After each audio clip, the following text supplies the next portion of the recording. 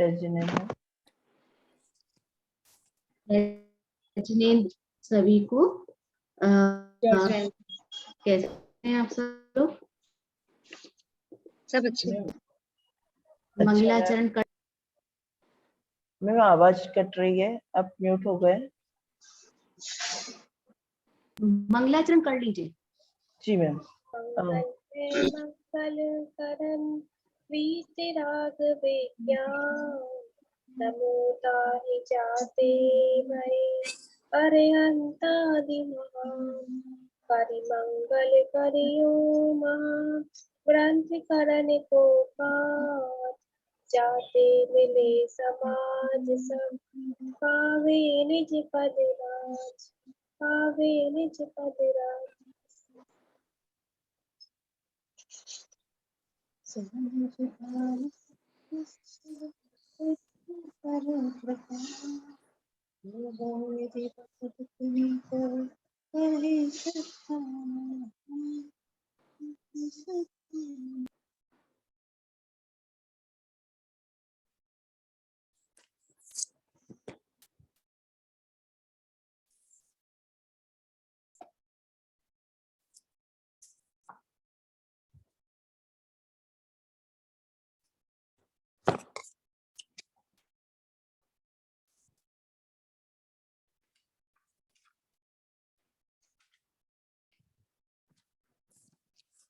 आपको स्क्रीन दिखाई दे रही है? जी मैम। हाँ,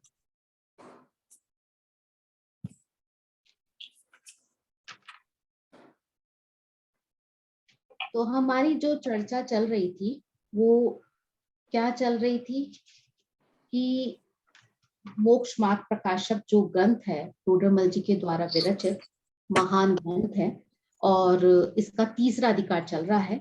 पृष्ठ संख्या पेज 52 पर हम आज पढ़ेंगे और प्रकरण क्या है हमारा? चारित्र मोह से दुख और उससे निवृत्ति। इससे पहले हमारी चर्चा चली थी लास्ट क्लास में दर्शन मोह से दुख और उससे निवृत्ति, और अधिकार का नाम क्या रखा है पंडित जी ने? संसार दुख और मोक्ष सुख। तो अगर ये दोनों चीजें प्रतीति में आ जाएं तो परमार्थ से सच्चा उपाय हो सकता है। अभी तक जो बात की थी ना दर्शन मोह की, वो बहुत इंपॉर्टेंट है। देखो, दर्शन मोह से जो होने वाला दुख है ना वो पकड़ में आता भी है, लेकिन उस दुख के जो परमार्थ कारण हैं वो पकड़ में नहीं आते। मैं बेचैन हूं, मैं आकुलित हूं, ये बात मेरे अनुभव में आती है, लेकिन क्यों हूं वो नहीं पता, वो मत पूछो। तो दर्शन मोह के प्रकरण में ये बात आई थी कि मैं अपनी अज्ञानता से, अपने मिथ्या दर्शन से क्या कर रही हूं? आत्मा और शरीर को नंबर 1, नंबर 2 आत्मा और संयोगों को एक मान रही हूं। ये मेरी गलती है। अगर हम सरल शब्दों में कहेंगे तो शरीर और संयोगों को आत्मा मान रहे हैं। कैसे मान रहे हैं? यही मैं हूं, ये मेरे हैं और मैं इनका करता हूं और मैं ही इनका भोगता हूं। तो शरीर और संयोगों की पराधीन क्रिया होती है और ये क्या चाहता है जी? अपने आप को, उन चीजों को अपने अधीन करना चाहता है और इसके फलस्वरूप क्या हो रहा है? महाखेद खिन हो रहा है, पंडित जी ने कहा। अब कई बार क्या होता है, कोइंसिडेंस से, इत्तेफाक समझ लो कि कोई निमित्त नैमित्तिक संबंध ऐसे बन जाते हैं तो क्या भ्रांति हो जाती है? मेरा सोचा हुआ ही हो रहा है, मेरा ही करना हो रहा है, मैं जैसा सोच रही थी ना, प्लान कर रही थी, वैसा ही हुआ है। और ये इतनी मजबूत है ये भ्रांति कि खुद को भी नहीं पकड़ में आती है। देखो, घर परिवार मकान दुकान, इनके प्रति हमको क्या भ्रांति है? ये सब मेरे करने से चलते, अगर मैं ना करूं तो प्रलय हो जाए, सब बर्बाद हो जाए, मैं ना रहूं तो घर ही ना चले। अगर ईमानदारी से इस बात की अगर हम तहकीकात करें तो सच पूछा जाए तो इस जगत में हमारी मर्जी से कुछ भी संचालन नहीं होता। लेकिन क्या होता है? जीव क्या सोचता है? अपने परिणमन का कर्ता बन जाता है। अब जगत में जितने भी अच्छे परिणमन हुए, वो सब तो हम क्या सोचते हैं, मैंने किए। और जितने बुरे परिणाम हुए उनका क्या, वो कुदरत ने किए, वो नेचुरल हो गए, वो विरोधी ने कर दिए, वो मेरे प्रतिद्वंदी ने कर दिए, सामने वाले ने कर दिए। मतलब अच्छा परिणाम मेरे खाते में, और जो बुरा हो रहा है उसको दूसरे पर जिम्मेदारी हम डाल देते हैं। घर परिवार समाज देश कहीं भी हमारी ऐसी प्रवृत्ति रहती है। तो टोडरमल जी कहते हैं कि बस यही आपका क्या है, धोरापना है। हमें क्या हो गया है, भ्रांति में ये जीवन है ना, इसको जीने के लिए हमको अब आदत हो गई है, ये डबल स्टैंडर्ड है। तो ये बात तो हो गई हमारे दर्शन मोह की। अब आज जो बात चलेगी वो चलेगी चारित्र मोह की। देखो दर्शन मोह का रोल बहुत बड़ा है। किस में बड़ा है, चारित्र मोह को पावर देने में। क्योंकि दर्शन मोह के चले जाने के बाद भी चारित्र मोह अपना काम करता रहता है, बना रहता है, जीव उससे दुखी होता रहता है। आज हम उसी की चर्चा इस प्रकरण में प्रारंभ करेंगे कि चारित्र मोह और उसके से दुख और उससे निवृत्ति। तो चारित्र मोह किसे कहते हैं, कि जैसे अभिप्राय के अंदर विपरीतता हो तो वो क्या है, दर्शन मोह है ना। मतलब व्यक्ति नशे में है, और अभिप्राय से विपरीतता हो और ना भी हो, दोनों ही चीजें हो सकती हैं, वो चारित्र में होती है, चारित्र मोह में। यहाँ ये विषय थोड़ा अलग है। तो चारित्र मोह से जो दुख और उससे निवृत्ति होती है, इसको कौन पढ़ रहा है, पढ़ लीजिए एक पैराग्राफ।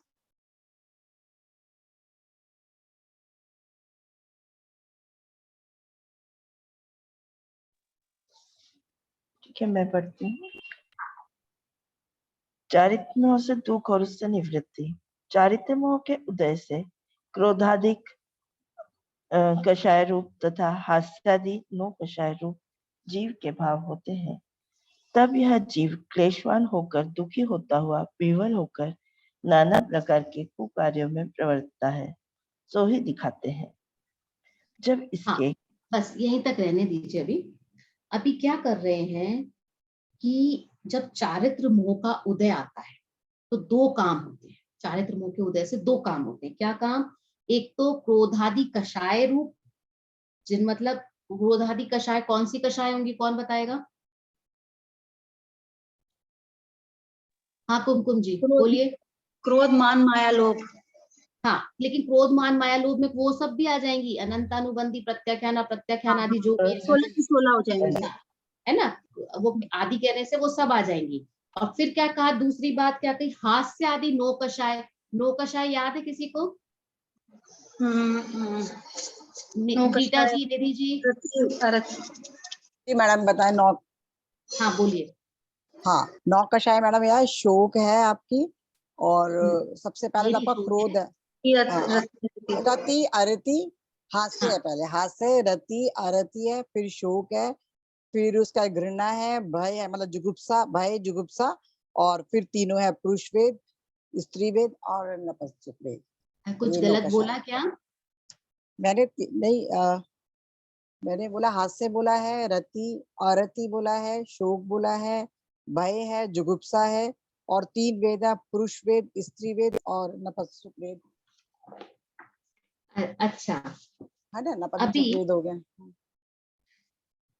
अभी जब हम आगे इसमें से नौ कषाय पढ़ेंगे ना, तब आप और विचार कर लेना, है ना। ये नौ कषाय नौ प्रकार की है, ईषत कषाय कहलाती है, ज्यादा परेशान नहीं करती पर रहती है कषाय। दुख कषाय का काम तो आत्मा को कसना ही है, तो उस एंगल से आत्मा को दुखी तो करती है, लेकिन उतना नहीं करती है जितनी क्रोध आदि करती है, तो इसलिए नौ कषाय नाम दिया है। तो ये दो चीजें हैं, चारित्र मोह का उदय हुआ तो एक तो क्रोध आदि कषाय, और क्रोध आदि में अनंतानुबंधी आदि सब हो गई उनका उनके कारण से, और दूसरा हास्य आदि जो नौ कषाय हैं, तो उनके कारण से हमको चारित्र मोह का उदय होता है। तो क्या कहने का मतलब है कि ये जो भाव हैं, हास्य आदि और ये जो क्रोध आदि जो भाव हैं, ये चारित्र मोह की वजह से हो रहे हैं।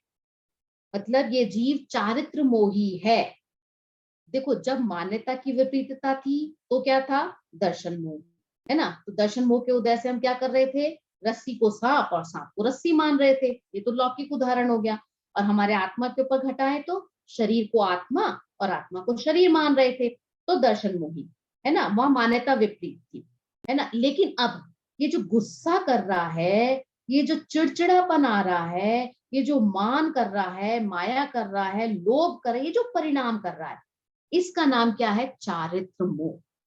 ठीक है, चारित्र मोह होने पर क्रोधादि कषाय और हास्यादि नो कषाय, इनके काल में, इनके टाइम में कैसा फील होता है, कैसा लगता है, वो यहाँ पर पंडित जी बता रहे हैं। और क्या लिख रहे हैं कि चारित्र मोह का उदय होने पर जीव पे क्या अवस्था होती है, क्या परेशानी होती है, क्या समस्याएं आती है, ये कैसा होता है ये चारित्र मोह। तो इसके होने पर जीव क्या होता है? क्लेशवान होता है। क्लेशवान, क्लेशवान कह लो, संक्लेशवान कह लो, संक्लेश कह लो। तो ये जो संक्लेश है या क्लेश है, वो क्या होता है? अशुभ भाव जब तीव्र हो जाते हैं तो संक्लेश परिणाम हो जाता है, क्लेश परिणाम हो जाते हैं ना। तो क्लेशवान होकर के दुखी होता हुआ, क्लेशवान है तो दुखी भी होगा, और दुखी होता हुआ क्या हो रहा है फिर? विव्वल। विव्वल मतलब, विव्वल का मतलब होता है अशांत। कोई भी जब शांत ना हो, शुद्ध हो, मतलब बेचैन हो, चैन नहीं है उसको, वो डामाडोल हो रहा हो, कभी इधर कभी उधर, मतलब इतनी तीव्र कषाय हो जाए कि आपको समझ ही ना आए कि क्या करना है। तो उस अवस्था का नाम क्या है? विव्वल। ये विव्वल वर्ड पंडित जी आगे फिर यूज करेंगे, तो ये ख्याल में आना चाहिए विव्वल से क्या मतलब है। मतलब कषाय की तीव्रता हो और समझ में नहीं आए कि करना क्या है, तो वो अवस्था क्या है? विव्वल, बेचैनी हो जाती है। तो सामान्य क्रोध आता है तो हम क्या कर लेते हैं? चिल्ला लेते हैं, है ना, किसी पर डांट डपट कर लेते हैं, बुरे वचन कह देते हैं, ज्यादा से ज्यादा उसकी पिटाई कर देते हैं। लेकिन विव्वल होने की दशा में मस्तिष्क काम नहीं करता, दिमाग काम नहीं करता कि करना क्या है, और जब कुछ सूझता नहीं है तो फिर क्या होता है? कुछ भी करता है। भावनात्मक आवेश में आकर उसको जो सूझता है वो कर देता है, चाहे वो दीवार पर सर भी पटक दे। अब भले ही उससे उसका कोई भला ना हो, कोई लाभ ना हो, लेकिन फिर भी विव्वल होने पर क्या करता है? स्वयं को वो कष्ट पहुंचाता है। तो नाना प्रकार के कुकार्यों में प्रवर्तता है। तो उसकी जो अवस्थाएं होती हैं उनकी चर्चाएं पंडित जी यहाँ पे करने वाले हैं। कुकार्यों में लिस्ट बता रहे हैं पूरी, कि है ना, कुकार्यों के अंदर कि कहाँ कहाँ कैसे कैसे कार्य करता है, इन कषाय और नो कषाय से के अभिभूत होकर के जीव किस तरह से काम करता है।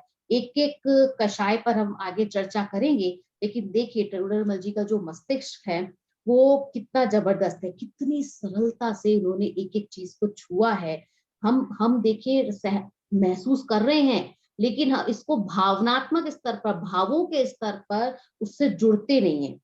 कि जो हमारे को थोड़े बहुत भी क्रोधादि हो रहे हैं, हमारे होते हैं, तो हमें उस समय पता नहीं लगता कि ये बुरे हैं।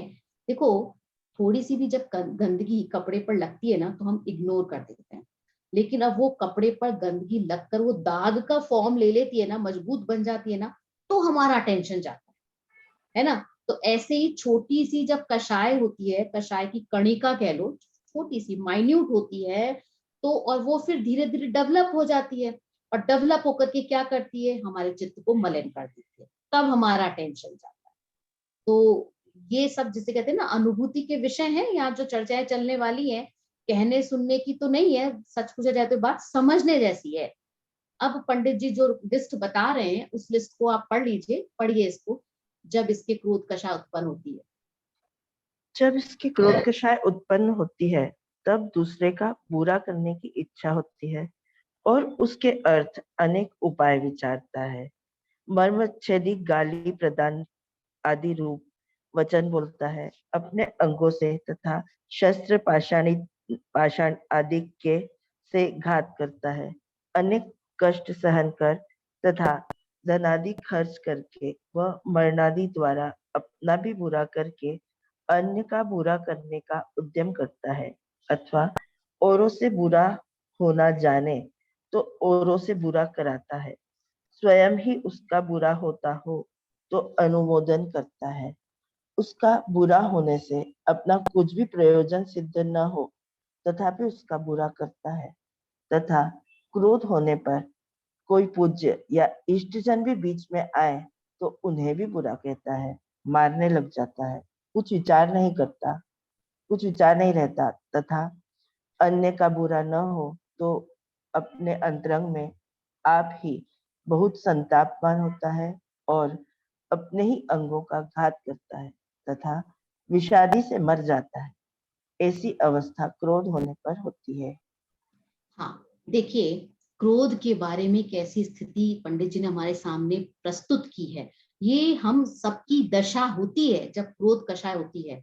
तो क्या होता है जब क्रोध कषाय होती है, तो इसका क्रोध कषाय जब होती है तब दूसरे का बुरा करने की इच्छा होती है। ये इंपॉर्टेंट बात है, होने पर बुरा करने की इच्छा होती है। अब किसकी इच्छा होती है, किसकी इच्छा होती है? पड़ोसी की? क्यों नंदिनी जी, किसकी इच्छा होती है? खुद की। हाँ मेरी, ये हमारी बात चल रही है तो हर समय अपने को खड़ा करना। जब भी जीव की बात कर रहे हैं पंडित जी तो समझना है मेरी चर्चा कर रहे हैं, मेरे बारे में बात कर रहे हैं, अपने आप को कनेक्ट करना। तो हमें फिर फील होगा कि जब कहा कि जब इसके क्रोध कषाय उत्पन्न होती है, तो जब हम क्या पढ़ेंगे समझेंगे, जब मेरे क्रोध कषाय उत्पन्न होती है तब दूसरे का बुरा करने की इच्छा, ऐसा हम सोचते हैं। और फिर क्या करते हैं, उसके अर्थ मतलब, अर्थ का मतलब मीनिंग नहीं है, उसके लिए, उसके प्रयोजन, उसके कारण अनेक उपाय विचारता है, अनेक उपाय करता है। बुरा जब करने की इच्छा होती है तो कैसे बुरा करूं, ये अनेक तरह से उसके मन में अब विकल्प शुरू हो जाते हैं। विकल्प शुरू हुए तो मानसिक लेवल पे हुआ, अब वचन के फॉर्म में क्या करेगा, मन वचन का ऐसे करेगा ना, क्रोध का उजागर करेगा। जब देखा मन में सोचने पर भी काम नहीं चल रहा है, सामने वाले पर तो कोई प्रतिक्रिया हुई नहीं है, तो क्या करेगा, मर्मत छेदी गाली प्रदान आदि रूप वचन बोलता है। मर्मत छेदी, मर्म मतलब कोमल स्थान जो होता है, जो भावनात्मक रूप से जो हमारे मर्म स्थान होते हैं, जो डेलिकेट, जैसे कहते हैं ना कि जहाँ पे जिस पार्ट को कोई टच कर दे तो चोट पहुंचती है, मतलब भावनात्मक स्तर के ऊपर भी। तो हमें पता होता है कि कौन सी बात से कौन सा व्यक्ति ज्यादा पीड़ित होगा, तो हम ऐसी बात कहेंगे कि उसकी आत्मा ऊपर से नीचे तिल मिला जाए, है ना। तो क्रोध क्या विचार करता है कि इसका बुरा कैसे करूं। अगर किसी का म्यूट नहीं है तो म्यूट कर लीजिए, क्योंकि थोड़ा डिस्टरबेंस आ रहा है। क्योंकि शब्दों में ऐसी ताकत होती है कि सामने वाले का बीपी भी कम या ज्यादा हो जाए, और तो और किसी का हार्ट फेल हो जाए, इतनी पावर है शब्दों के अंदर। तो जिसकी भवितव्यता होगी, जिसकी होनार होगी, वैसा होगा, वो निमित्त बन सकते हैं शब्द, लेकिन व्यक्ति अपने शब्दों से इस तरह का काम कर सकता है। देखो पंडित जी ने कितना सॉफ्ट वर्ड प्रयोग किया है, मर्मत छेदी वर्ड के साथ, गाली के साथ भी क्या लिखा है, प्रदान आदि, देना आदि। देखिए, गाली देना और गाली प्रदान करना, है ना। हम क्या करते हैं, कोई अच्छी चीज होती है उसको प्रदान करते हैं, लेकिन गाली के लिए भी पंडित जी ने क्या लिखा है, प्रदान करना। ये पंडित जी की विशेषता है कि कितने अच्छे ढंग से उन्होंने बुरी बात को भी, कठोर बात को भी सहजता से प्रस्तुत किया है।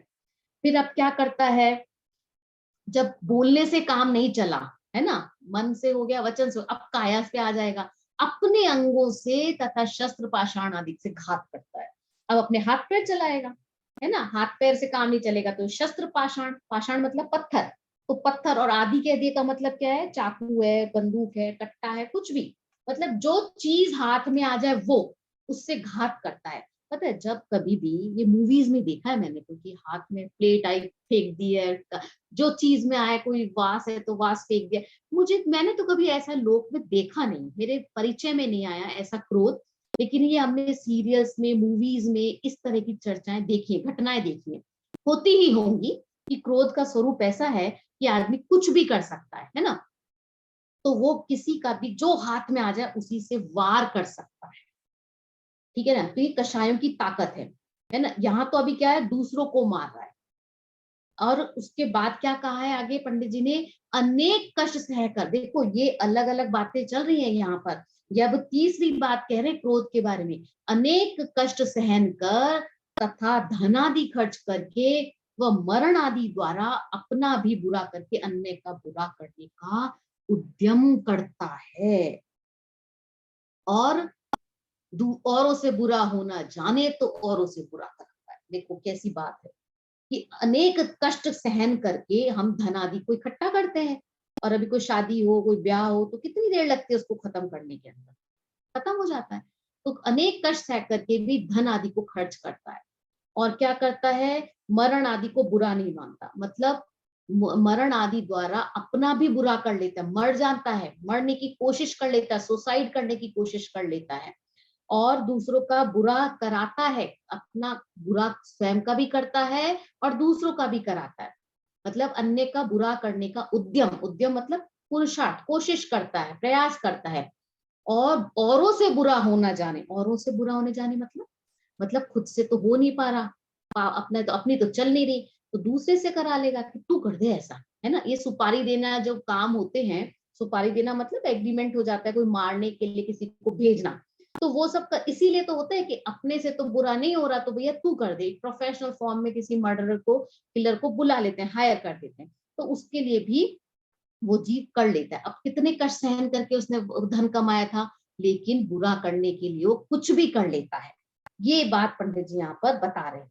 अब मरण आदि द्वारा, अब सामने वाले का बुरा नहीं कर पा रहे, है ना, तो जहर खा लिया। कई बार देखा है ना हमने कि लोग नोट लिखकर छोड़ जाते हैं कि मेरी मृत्यु के पीछे इनका रोल है ना। अब स्वयं तो मर रहा है, तो उसको क्या लगा है, मरूंगा तो सही, आज नहीं तो कल, लेकिन चिट्ठी लिख देता हूं कि जिसके कारण मैंने जहर खाया है तो उसको भी सजा मिले।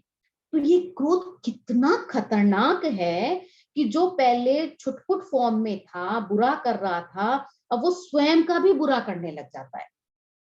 ठीक है ना, तो इसलिए ऐसा कहा पंडित जी ने। फिर उसके बाद क्या करता है क्रोध, स्वयं ही उसका बुरा होता हो तो उसका अनुमोदन करता है। ये 4th नंबर का है कि अगर मान लो हमारी किसी से पटती नहीं है ना, हमारी किसी से असहमति हो, तो उनका अगर कार्य मान लीजिए कोई असफल हो जाए, स्वतः ही हो जाए, अपने आप ही हो जाए, तो अंदर ही अंदर हम क्या करते हैं, रौद्र रूप ध्यान करते हैं, मजा आया, अच्छा हुआ ऐसा हो गया, है ना। तो ऐसा ऐसा जीव अपने ही मन के अंदर किसी का बुरा होने पर उसका अनुमोदन करता है। तो क्रोध में जीव क्या क्या करता है आप स्वयं भी सोच सकते हो, और आपके अनुभव में भी ये सब चीजें आती है कि क्या क्या होता है।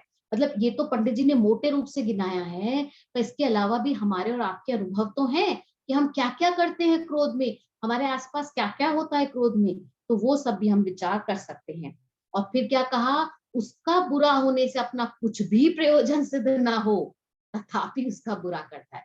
अब उसका कोई, देखो किसी का कोई बुरा हो गया, हमारा उससे कोई लेना देना नहीं है, बस हमारा उससे बनी नहीं, इतनी है। अब उसका बुरा हो गया तो हमारा क्या प्रयोजन सिद्ध हो रहा, कुछ नहीं, है ना। लेकिन फिर भी हम उसका बुरा करना चाहते हैं, चाहते हैं कि भले ही हमें उससे कुछ लाभ ना हो, लेकिन उसका बुरा हो जाए।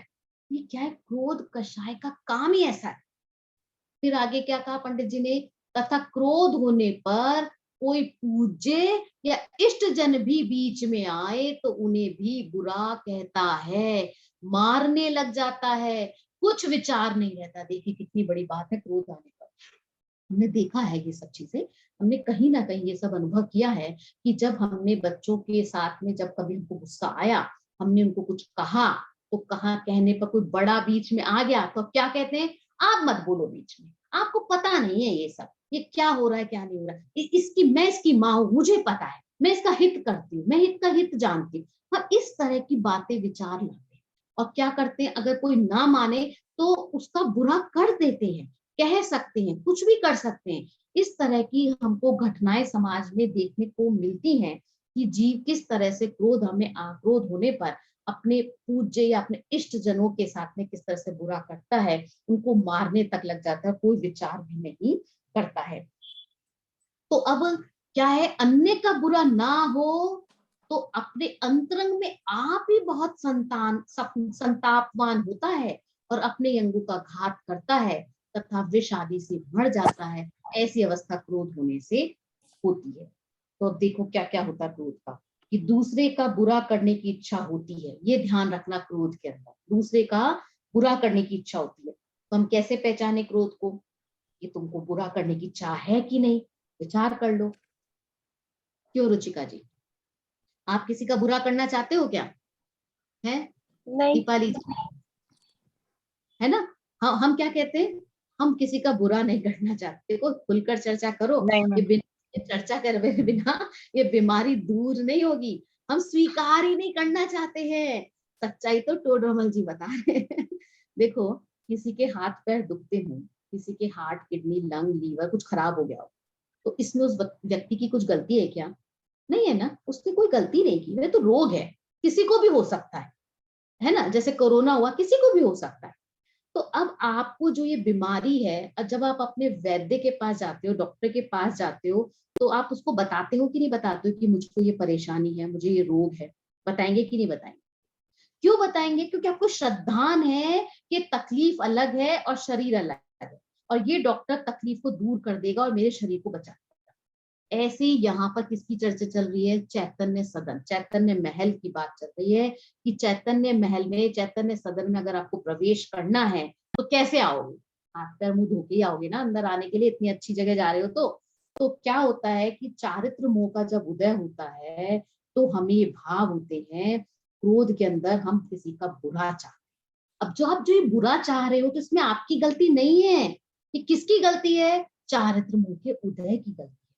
तो हमें जो क्रोध मान माया हो रहे हैं उसका कारण क्या है? चारित्र मोह का उदय।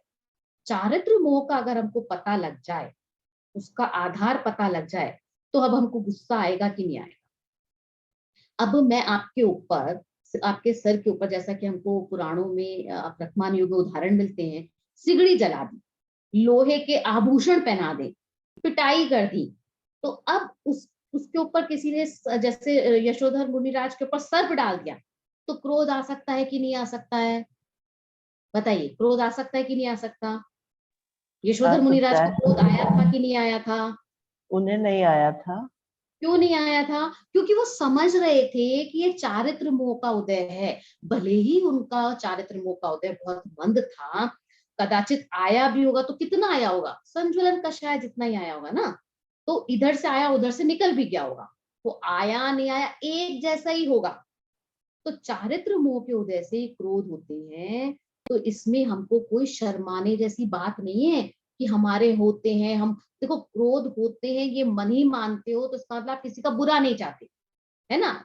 अगर आपने कहा कि हम किसी का बुरा नहीं चाहते तो इसका मतलब आपको क्रोध नहीं है, और अगर आपको क्रोध नहीं है इसका मतलब आप बुरा नहीं चाहते। पर क्या होता नहीं है, दिखता नहीं है? समझिए इस चीज को। हम अब तक क्या समझ रहे थे? क्रोध आने को क्या समझ रहे थे? कि मैं किसी का बुरा चाहता हूं कि नहीं चाहता हूं, ये पहले एक्सेप्ट करना पड़ेगा, है ना? भले ही वो चारित्र मोह की वजह से।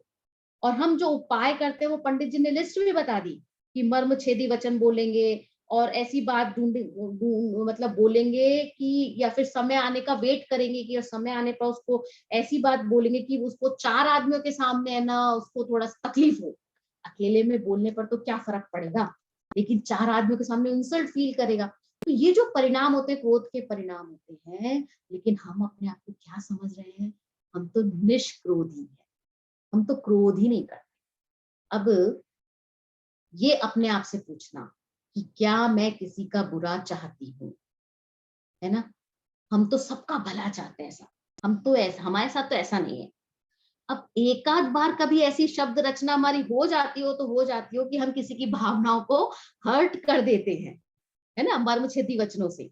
कभी कंट्रोल नहीं हो तो अपना या अन्य का बुरा कर देते हैं। ये जो जो पंडित जी ने बताया है ना, उन सबको क्रॉस चेक कर लेना कि क्या ऐसा करते कि नहीं करते। अगर ऐसा नहीं करते हो तो इसका मतलब हम क्रोध नहीं करते। क्रोध नहीं करते तो इसका मतलब क्या हुआ? आपका एक कषाय नहीं है, आपके अंदर एक कषाय नहीं है, 4 कषाय है ना, मोटी, क्रोध मान माया लोभ। तो आपके पास क्रोध ही नहीं है। अब बताओ, अब आप कहोगे कि हाँ मैं किसी का बुरा नहीं चाहती? हम चाहते हैं, हम अभिप्राय में रखते हैं, हम बोलते नहीं है, लेकिन कब जब समय आता है तब कर डालते हैं। तो यही हमको क्रॉस चेक करना है कि किस तरह से मैं क्या किसी का बुरा चाह रही हूँ, क्या मेरे ऐसा करने से किसी का बुरा होगा, है ना? तो ये सारी बातों का जब हम विचार करेंगे तब हमको समझ में आएगा। तो पंडित जी ने जितनी बातें कही हैं कि बुरा होना जाने तो औरों से बुरा कराता है, स्वयं उसका बुरा हो तो अनुमोदन करता है ना? ये सब बातों को आप विचार लेना कि हमको क्या है, विकारों का सही स्वरूप नहीं मालूम, पर विकारों के जाल में हम कैसे फंस जाते हैं हमें ही पता नहीं चलता। अब जिन माँ बाप ने लालन पालन किया, हमारा जीवन भर हमारा अपना लगाया इसमें हमारे अंदर, और अगर वो हमारी इच्छा के विरुद्ध चलने लग जाए तो उन्हें कष्ट पहुंचाने से जीव चूकता नहीं है। ये कैसे कैसे उदाहरण हमने देखे हैं अखबारों के अंदर कि 24 घंटे में एक बार भोजन देता है बेटा, या छत के ऊपर 1.5 महीने तक रख लिया कि है ना, नीचे नहीं आने देता उसको और अपने पिता को। अब बताओ 24 घंटे में जो एक बार भोजन कर रहा है, तो आप ये कहोगे क्या कि उपवास हो गया उनका तो चलिए? अरे नहीं, वो संक्लेश परिणामों से 24 घंटे में एक बार भोजन कर रहे हैं, तो ऐसे परिणामों से वो मर जाए तो क्या उनको वो मुक्ति थोड़ी कहलाएगी, उनका उपवास थोड़ी कहलाएगा वो। तो ऐसे ढेरों उदाहरण है समाज में। तो क्रोध का स्वरूप ही ऐसा है कि आपने जो गालियां दी हैं वो आपकी गलती नहीं है, ये समझिए। ये चारित्र मोह के उदय से क्रोध उत्पन्न हुआ है और उसका काम ही ऐसा है। क्रोध और हम अलग अलग हैं। अगर कोई महापुण्यशाली जीव हो, है ना, और आपके बुरा चाहने पर भी उसका बुरा ना हो, तो अब क्या करता है? स्वयं संतापवान तथा अन्य का बुरा ना हो। मतलब कोई पुण्यशाली हो, आपके चाहने से भी बुरा नहीं हुआ, तो क्या होगा? अंतरंग में, अपने अंदर में अब क्या होगा? संतापवान होगा, बहुत दुखी होगा। और दुखी होकर के क्या होगा? अगर उससे भी काम ना चले तो अपने ही अंगों का घात कर लेता है। घात कर लेता है मतलब मारपीट कर लेता है, अपने अंगों को वो चोट पहुंचाता है। आपने देखा होगा ना, कितनी बार लोग है ना नस काट लेते हैं अपनी, अपनी अनुकूल बात नहीं हुई तो क्या कर लेते हैं? नस काट लेते हैं, अपने आप को पीड़ा पहुंचाने की कोशिश करते हैं। तो विष आदि से मर जाता है, या जैसे आत्महत्या करने के लिए लोग प्रयास कर लेते हैं, पंखे पे लटक जाते हैं। तो ये अवस्था कैसी, कब होती है? क्रोध होने से होती है। तो ये तो देखो एक बीमारी बताई है पंडित जी ने, ऐसी तो ढेर लगी है हमारे पास में। तो देखिए आगे पढ़िए, ये आगे उन्होंने कौन सी मान कषाय के बारे में जो चर्चा की है वो पढ़ डालिए, पूरा पैराग्राफ पढ़ डालिए। तथा जब इसके मान कषाय उत्पन्न होती है, तब औरों को नीचा व अपने को ऊंचा दिखाने की इच्छा होती है और उसके अर्थ अनेक उपाय सोचता है। अन्य की निंदा करता है, अपनी प्रशंसा करता है, वह अनेक प्रकार से औरों की महिमा मिटाता है, अपनी महिमा करता है। महाकष्ट से जो धनादिक का संग्रह किया, उसे विवाह आदि कार्यों में खर्च करता है तथा कर्ज लेकर भी खर्चता है।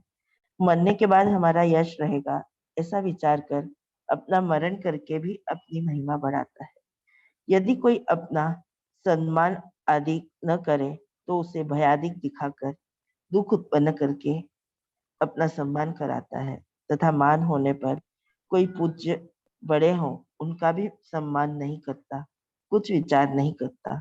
यदि अन्य नीचा और स्वयं ऊंचा दिखाई न दे, तो अपने अंतरंग में बहुत सा तापवान होता है और अपने अंगों का घात करता है तथा विष आदि से मर जाता है। ऐसी अवस्था मान होने पर होती है।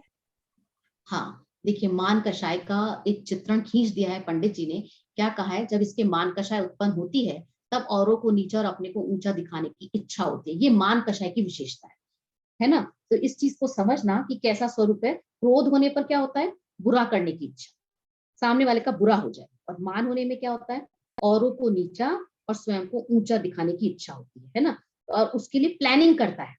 अब ये चीजें हमने इन कषायों के बारे में जब धर्म के 10 लक्षण पुस्तक पढ़ी थी, तब भी हमने इन कषायों के बारे में पढ़ा था, वो आपको ख्याल में आना चाहिए। तो पंडित जी क्या कहते हैं कि अन्य की निंदा करता है। अन्य, उसके अर्थ, उसके लिए अनेक उपाय सोचता है ना, तो उपायों में क्या क्या सोचता है? अन्य की निंदा करता है और अपनी प्रशंसा करता है, और अनेक प्रकार से अनेक प्रकार से औरों की महिमा मिटाता है और अपनी महिमा करता है। देखो जैसे ब्लैक बोर्ड पर टीचर लिख देती है फिर उसको मिटा देती है ना डस्टर से, तो ऐसे जीव दूसरों की महिमा मिटाने की कोशिश करता है। अरे इसमें क्या दम है, इन्होंने दान दे दिया, तो दान दे दिया तो कोई बड़ी बात थोड़ी है, 2 नंबर का पैसा था ठिकाने लगा दिया। तो ऐसा मानना, ऐसा सोचना क्या है? दूसरे की महिमा को स्वीकार नहीं करते, है ना, और उसको मिटाने की कोशिश करना। अब मिटाएगा ही नहीं, इसके अलावा अपनी भी महिमा करेगा। अपनी महिमा करेगा मतलब अपनी चर्चा करेगा, है ना? जबकि देखो हम सबको सब पता है, सब संगी पंचेंद्रिय जीव हैं, हम अपने अपने एरिया में एक्सपर्ट हैं, लेकिन फिर भी समझ में नहीं आ रहा कि ये जो मुझे दुख का अंबार लगा हुआ है वो किस कारण से है? कि कषायों से है। भारी सामग्री के घटने बढ़ने से दुख नहीं है मुझे, है ना? तो इसके लिए फिर आगे क्या कहा है? आगे मान कषाय के अंदर महाकष्ट से जो धन आदि का संग्रह किया, ये बात पहले भी की थी क्रोध के अंदर भी, उसे विवाह आदि कार्यों में खर्च करता है तथा कर्ज लेकर भी खर्चता है। अब मान का सवाल है ना, तो ऐसे ही हुआ ना, जो कितनी मुश्किल से तो हमने 24 घंटे दिन रात एक करके पैसा इकट्ठा किया, और विवाह आदि, कोई भी विवाह आदि का मतलब कोई भी प्रसंग हो, उनके अंदर वो खर्च करने से चूकता नहीं है। और तो और अपनी शान दिखाने के लिए कर्ज भी ले लेता है। अरे साहब, 4 आइटम से थोड़ी काम चलेगा, इतना बड़ा है, इतने लोग आ रहे हैं, तो ये सब तो चलेगा, स्टार्टर भी चाहिए, एक स्टार्टर से थोड़ी काम चलेगा, नहीं नहीं नहीं, 3-4 तो चाहिए। तो ये इन सब के पीछे अपना धन खर्च करने में चूकता नहीं है। किसके पीछे? मान कषाय, अपने आप को बड़ा दिखाने के लिए, कि समाज में अच्छा नहीं लगेगा, है ना, उसका मान कम हो जाएगा, तो ये सब करता है। अगर दान लेने जाओ तो माथे पर टेंशन की रेखा खिंच जाती है कि साहब पैसा नहीं है, अभी तो खर्चा हो गया है, अभी तो कोरोना में बिजनेस ठप हो गया था, अभी क्या करें अभी, और बाकी सब कामों के लिए पैसा होता है, कोई दिक्कत नहीं होती, है ना, वहां पर पानी की तरह बहा देता है। तो जो पैसा भूखा प्यासा रहकर भाग दौड़ करके इकट्ठा किया था, उसको कर्ज लेकर भी मान के कारण खर्चता है। तो ये बात हमको समझनी चाहिए कि आमरण अनशन तक पर भी वो लोग बैठ जाते हैं। मरने के बाद हमारा यश रहेगा, तो आमरण अनशन पर भी बैठ जाते हैं कि किसी अपनी बात को मनवाने के लिए, या फिर अपनी बहादुरी दिखाने के चक्कर में, जिसे कहते हैं ना, छत से नीचे कूद जाए, कुछ भी कर सकता है। वो ये सोचता है कि बस इसमें मेरा मान बढ़ना चाहिए, मेरा यश बढ़ना चाहिए। अब ये कोई जरूरी नहीं कि उसका यश बढ़ ही जाए, है ना, लेकिन फिर भी वो इस तरह के काम करता है। क्या कहा? मरने के बाद हमारा यश रहेगा, ऐसा विचार कर अपना मरण करके भी अपनी महिमा बढ़ाता है। देखो, मरने के बाद यश रहेगा। मैंने कितनी बार ऐसा देखा है कि लोग जैसे मंदिरों में कोई वेदी पे किसी के लिए किसी ने दान दिया, कोई पंखे के लिए दान दिया, कोई टेबल के लिए, कोई किसी चीज के लिए, उस पर अंकित करा देते हैं, ये फलाना के द्वारा दिया गया। कोई कमरा का है तो इन्हों के द्वारा ये कमरा बनवाया गया, है ना, तो मरने के बाद यश रहेगा, इसी उम्मीद से नाम लिखाया जाता है। लेकिन यहाँ पंडित जी क्या कह रहे हैं?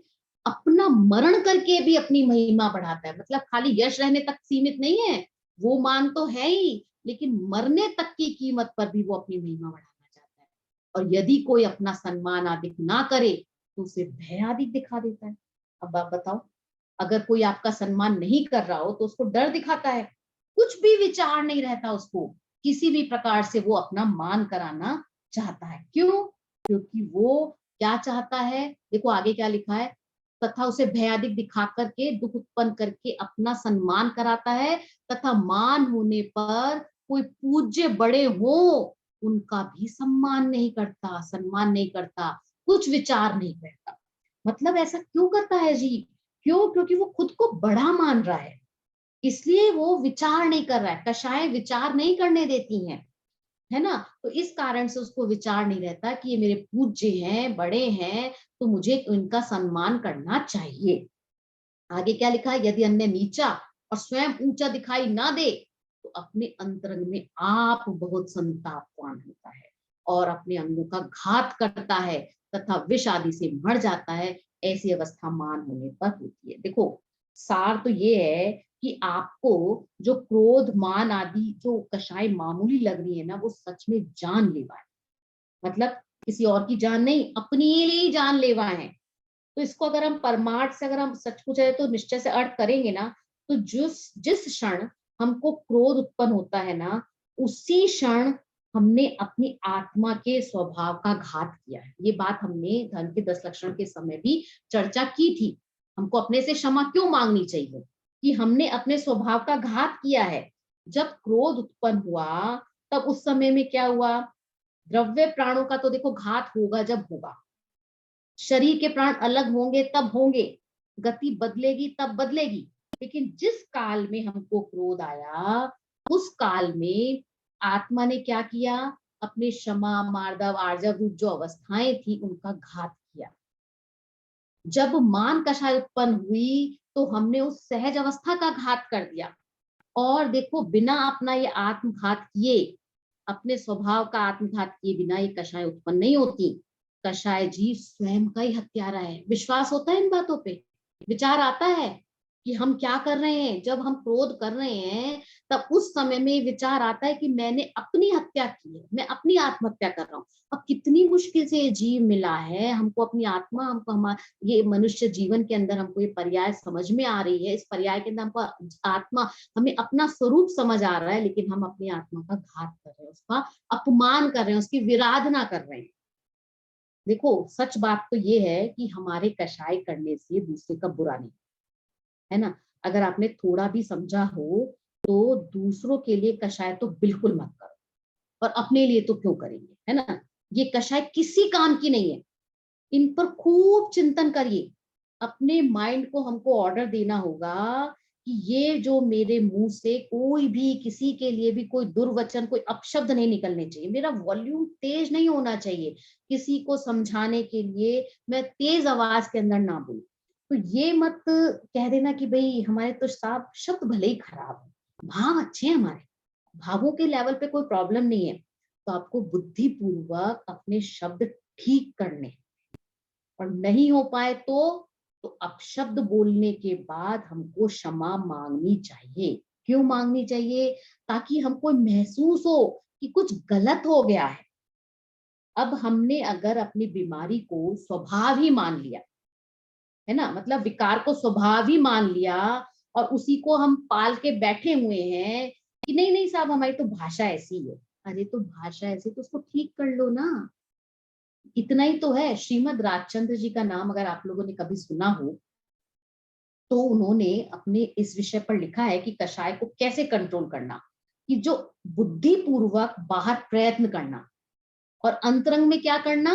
बाहर तो बुद्धिपूर्वक प्रयत्न करना, कैसे प्रयत्न करेंगे, यही भाषा वगैरह पर विचार करेंगे, किसी का बुरा नहीं सोचेंगे ना। ये जितनी चीजें जो बातें पंडित जी ने बताई है उन सब पर विचार करेंगे।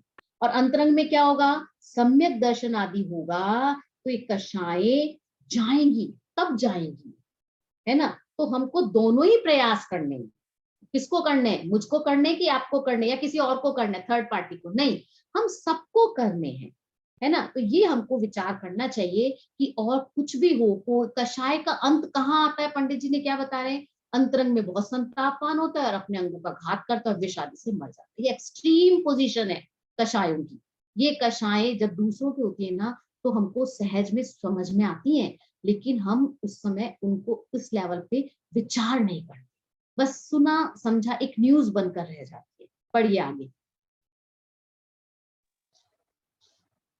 तथा जब इसके माया कषाय उत्पन्न होती है तब छल द्वारा कार्य सिद्ध करने की इच्छा होती है।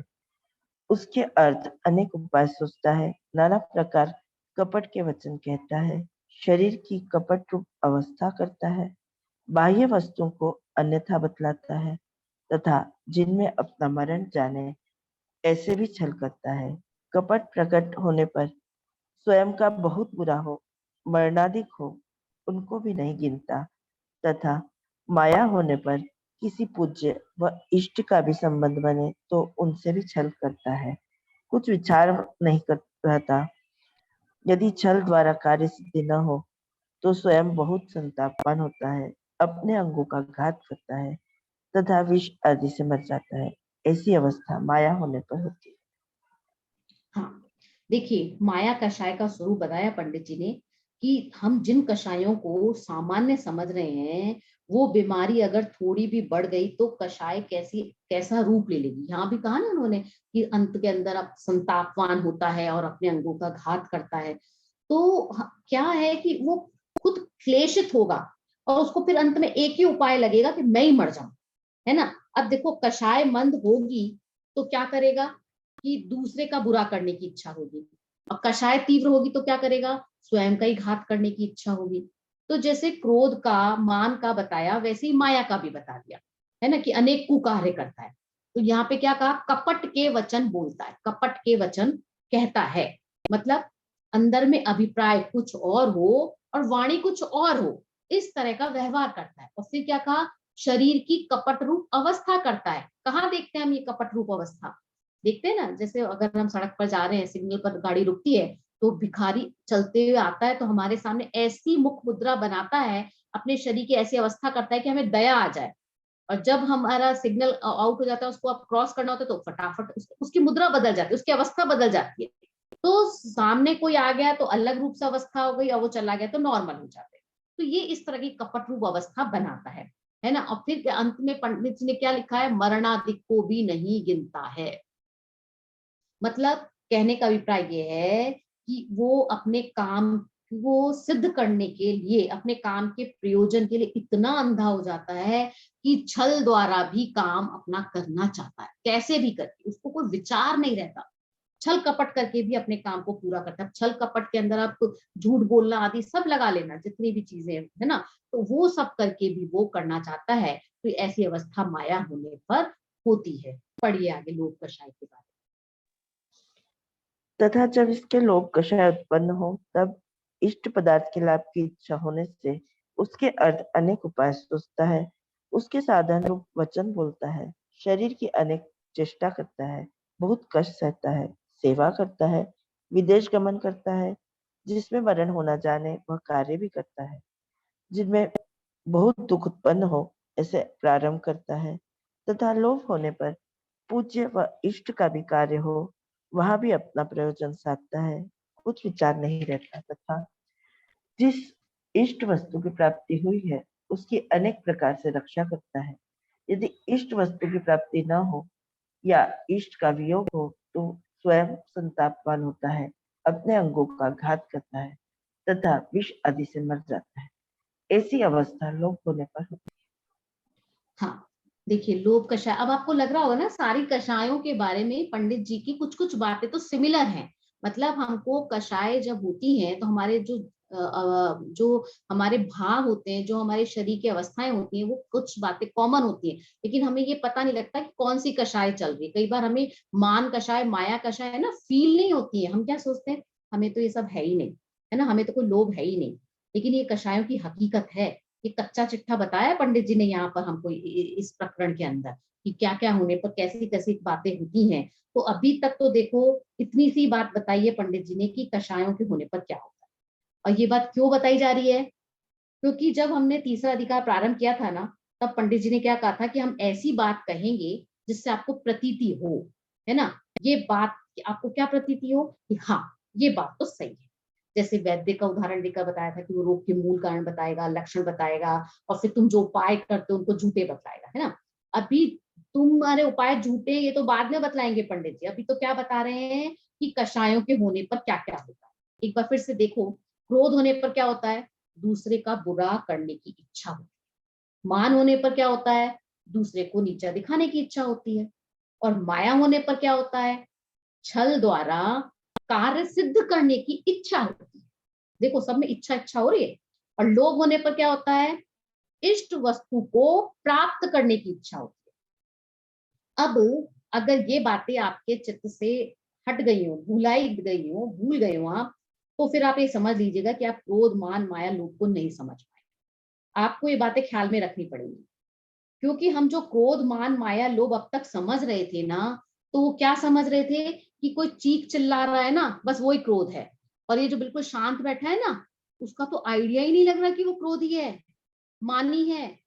व्यक्तता की बात नहीं चल रही है यहाँ पे, ये चारित्र मोह है। और चारित्र मोह लागू होता है तो चैतन्य सदन में उत्पन्न होने वाले जो हमारे विकार है ना, हमारे अंदर जो विकार है उनसे होता है। शरीर में तो उसका इफेक्ट कभी कभार दिख सकता है, लेकिन अंदर में बहुत क्रोध हो तो भी शरीर में थोड़ा बहुत ही दिखाई दे, ऐसा भी हो सकता है। ज्यादा ना दिखाई दे हो सकता है, और दिखाई ना दे वो भी हो सकता है। देखो मुंह फूला हुआ हो सकता है ना, बात नहीं करेगा। तो आंखों में कभी हो सकता है लालिमा भी आ जाए बहुत अधिक क्रोध होने पर, और नहीं भी आए। तो किसी का बुरा करने की इच्छा क्रोध है, इस परिभाषा को अगर हम विचार करेंगे तो इस आधार पर जब गुरु अपने शिष्य को डांटते हैं, ताड़ना देते हैं, तो वो क्रोध के खाते में नहीं जाएगा। समझना इस चीज को, क्रोध का स्वरूप बता रहे हैं यहाँ पे, क्रोध को समझना, हम क्या समझते थे और क्या है क्रोध। क्यों, क्योंकि वो अपने शिष्य का बुरा नहीं चाहते। हमने तो कहा ना, किसी का बुरा चाहना, दूसरे का बुरा चाहना क्रोध है। तो वो शिष्य का बुरा थोड़ी चाह रहे हैं। अच्छा और बताओ, हम सब माएँ भी हैं, तो अपने बच्चों को डांटा कि नहीं डांटा, तो वो क्रोध के खाते में जाएगा कि नहीं जाएगा। अब तक हम क्या समझते थे कि हाँ ये क्रोध के खाते में जा रहा है, नहीं, ये क्रोध के खाते में नहीं जाएगा। क्यों? क्योंकि आप उसका बुरा नहीं चाह रहे, आप बच्चे का बुरा नहीं चाह रहे हो, आप क्या कर रहे हो, आप उसका भला चाहने की दृष्टि से उसको डांट रहे हो। और फिर उसके बाद झूले पूरे हाँ। झूलाते, 2-3 नाव वाव में बैठ गए, दीप प्राची हमारे पास, हम तो दोनों बैठ। कोई कुछ कह रहा है क्या? अगर कुछ कहना है ना तो हैंड रेज कर दिया करिए, अदरवाइज ऐसे मत बोलिए, फिर वो चल समझ रही है में नहीं। एकदम, धूप ज्यादा तेज हो गई बाद में, बल्कि तो फिर चल दी है बस चल दी है, और क्या करा है। सो गई गाड़ी में बैठते ही, वापसी में एकदम सो गई। कविता माहेश्वरी जी, जब परवीन का आया, जब उठाया है। हाँ जी मैम, ये किसकी बस आवाज और आ क्या। रही है? ये मुझे पता नहीं मैम, मैं रास्ते तो में कुछ म्यूट ही था ही हूँ। नहीं, मैं कहते रहे, बोलते हुए गए अपना, रोए हुए मैम रोए आपके दो पास आदमी। जाते ही ये कह रही धृति धृति दिलाने कोई में, कभी आके दिलाएंगे, कभी दर्शन, कब पूरे होंगे, कब पूरे होंगे। प्लीज आप म्यूट हो जाइए, आप यूट्यूब पे बस जाएगी तो ये कुछ वो नहीं मिला, रिकॉर्डिंग। खेलते रहे, ऐसा सब करा नहीं, मतलब रुचिका जी आप गाड़ी इनको में भी आउट खेलते रहे। करते थे।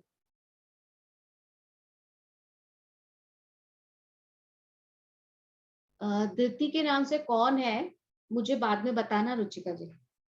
अ, अभी क्या कर रहे थे? हम ये कह रहे थे कि जो माँ बच्चे को डांटती है, नहीं गुरु पड़ा शिष्य को डांट रहा है, वहां पर उसका ये उसका सब करने। नहीं। ये बार बार अपने आप को अनम्यूट भी कर रही हैं धृति।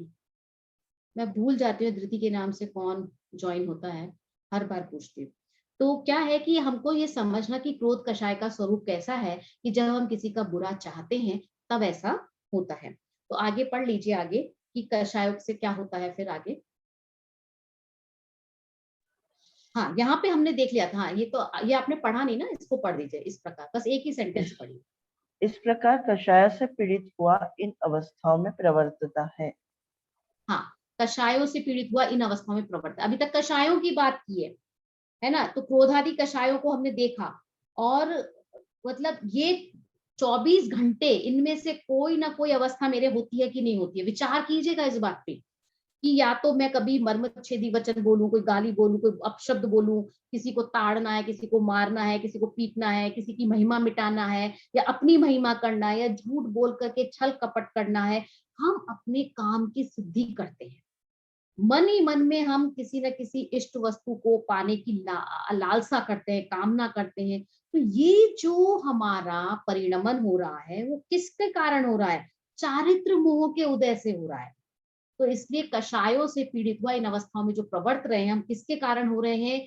कषाय चारित्र मोह के कारण से हमारी कषायों का ऐसा परिणमन हो रहा है। अब देखिए, पंडित जी ने 2 बात की थी ना चारित्र मोह में, तो कषायों की बात तो उन्होंने क्लियर कर दी। अब कषायों के साथ नो कषाय जो होती है ना, उन नो कषायों की चर्चा आगे करेंगे, और एक एक नो कषाय के बारे में चर्चा करेंगे। लीजिए उसको पढ़ लीजिए पैराग्राफ।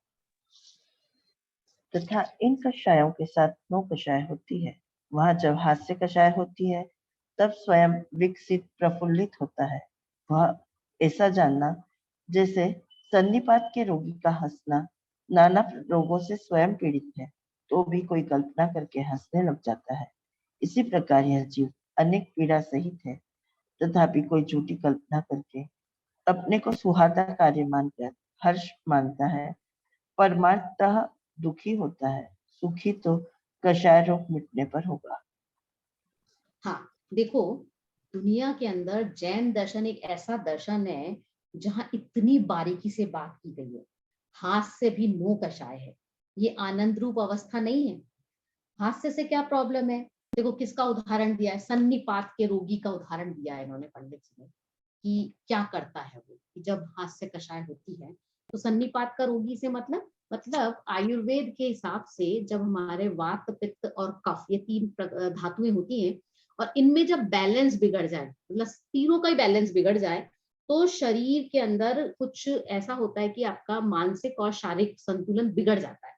अब आपके कंट्रोल में नहीं रहता, मतलब आप कुछ भी कर सकते हो, कुछ भी तरह से व्यवहार कर सकते हो।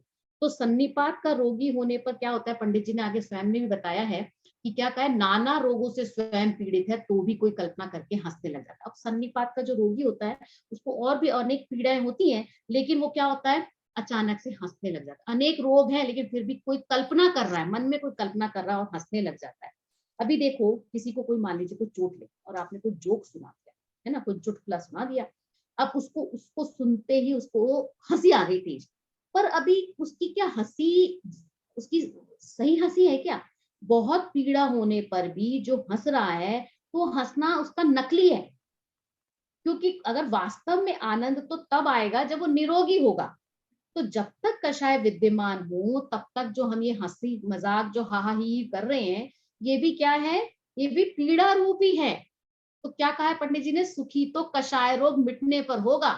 ये जो कर रहा है ये झूठी तसल्ली है, हमारी झूठी कल्पनाएं हैं, और हम क्या करते हैं, सुहाता कार्य मान करके हर्ष मानते हैं, और दुखी वास्तव में तो हम दुखी ही होते हैं। अब देखिए, हास्य कषाय नो कषाय हो गया, अब रति नो कषाय के बारे में पढ़िए। तथा जब रति उत्पन्न होती है तब इष्ट वस्तु में अति आसक्त होता है। जैसे बिल्ली चूहे को पकड़कर आसक्त होती है, कोई मारे तो भी नहीं छोड़ती। सो यहाँ कठिनता से प्राप्त होने के कारण तथा वियोग होने के अभिप्राय से आसक्ता होती है, इसलिए दुखी है। हाँ, अब रति किस किस में होती है, सर्व संयोगों में। मतलब जो जो इष्ट वस्तुएं हैं हमारे आसपास, चाहे मेरा घर हो, मेरा परिवार हो, मेरा बंगला हो, मेरा गाड़ी हो, मेरा दुकान हो, मेरा मोबाइल हो, मेरा लैपटॉप हो, जितनी भी इष्ट वस्तुएं हैं मेरे आसपास, उन सब के प्रति मेरा कैसा भाव होता है, कैसा, जैसा कि बिल्ली का चूहे के साथ होता है। देखो चूहे के साथ कैसा भाव होता है, पंडित जी ने उदाहरण दिया है बिल्ली और चूहे का, कि अगर बिल्ली चूहे को पकड़े और पीछे से अगर कोई डंडा भी मार देना तो उसको छोड़ती नहीं है वो। और ऐसे ही हम कर रहे हैं कि इष्ट वस्तुओं के प्रति हमारी जो आसक्ति है ना वो ऐसी है, हम उनको छोड़ना नहीं चाहते, दुख होने पर भी हम उनको छोड़ना नहीं चाहते। और देखो अभी आरती में क्या होता है, पढ़िए आगे। तथा जब अरति उत्पन्न होती है तब अनिष्ट वस्तु का संयोग पाकर महाव्याकुल होता है। अनिष्ट का संयोग हुआ वह स्वयं को सुहाता नहीं है, वह पीड़ा सही नहीं जाती, इसलिए उसका वियोग करने को तड़पता है, वह दुखी है।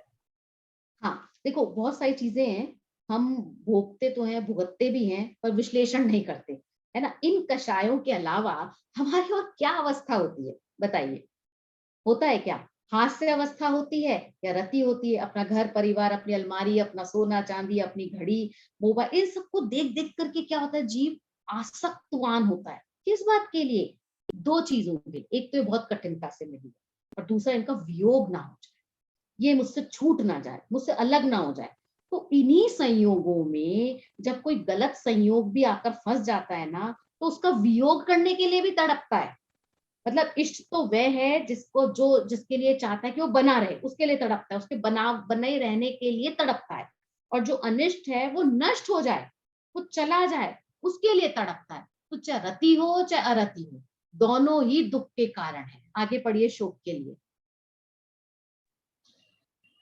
तथा जब शोक उत्पन्न होता है तब इष्ट का वियोग और अनिष्ट का संयोग होने से अति व्याकुल होकर संताप पैदा करता है, रोता है, पुकार करता है, असावधान हो जाता है, अपने अंग का घात करके मर जाता है। कुछ सिद्धि नहीं है तथापि स्वयं ही महा दुखी होता है। हाँ देखिए, अब हम शोक होने पर महादुखी होते हैं। शोक कब होता है, दो बातों का, एक तो जब इष्ट का वियोग हो जाए, मतलब जिसके भरोसे हमको लगता है ना कि हमारी जिंदगी चल रही है और वो नष्ट हो जाए, और एक अनिष्ट का संयोग हो जाए, मतलब इष्ट का वियोग हो जाए और इष्ट का संयोग, अनिष्ट का संयोग हो जाए, तो शोक उत्पन्न होता है। अब ये शोक कितना खतरनाक हो सकता है, मतलब इतना हो सकता है कि पंडित जी कह रहे हैं कि अपने अंग का घात करके भी मर जाता है। देखिए हर कषाय नो कषाय के अंदर ये वाली बात आ रही है, इसकी एक्सट्रीम लेवल को पंडित जी यहाँ पर हमारे सामने प्रस्तुत कर रहे हैं। पढ़िए भय कषाय के बारे में। तथा जब भय उत्पन्न होता है तब किसी को इष्ट वियोग व अनिष्ट संयोग का कारण जानकर डरता है, अति विवल होता है, भागता है, छिपता है, शिथिल हो जाता है, कष्ट होने के स्थान पर पहुंच जाता है, वह मर जाता है। सो यह तुकरूप ही है।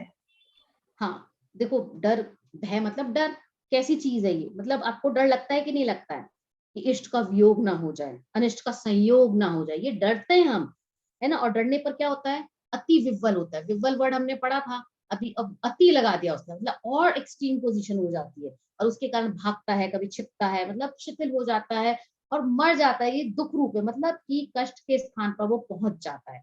आगे जुगुप्सा पढ़ लीजिए, इसके अंदर ऐसी कोई बात नहीं है विशेष समझाने की, तो आप आगे फिर वेदों वाला पढ़ लीजिए ताकि हम ये पोर्शन, ये वाला एरिया खत्म कर लें, नो कषाय।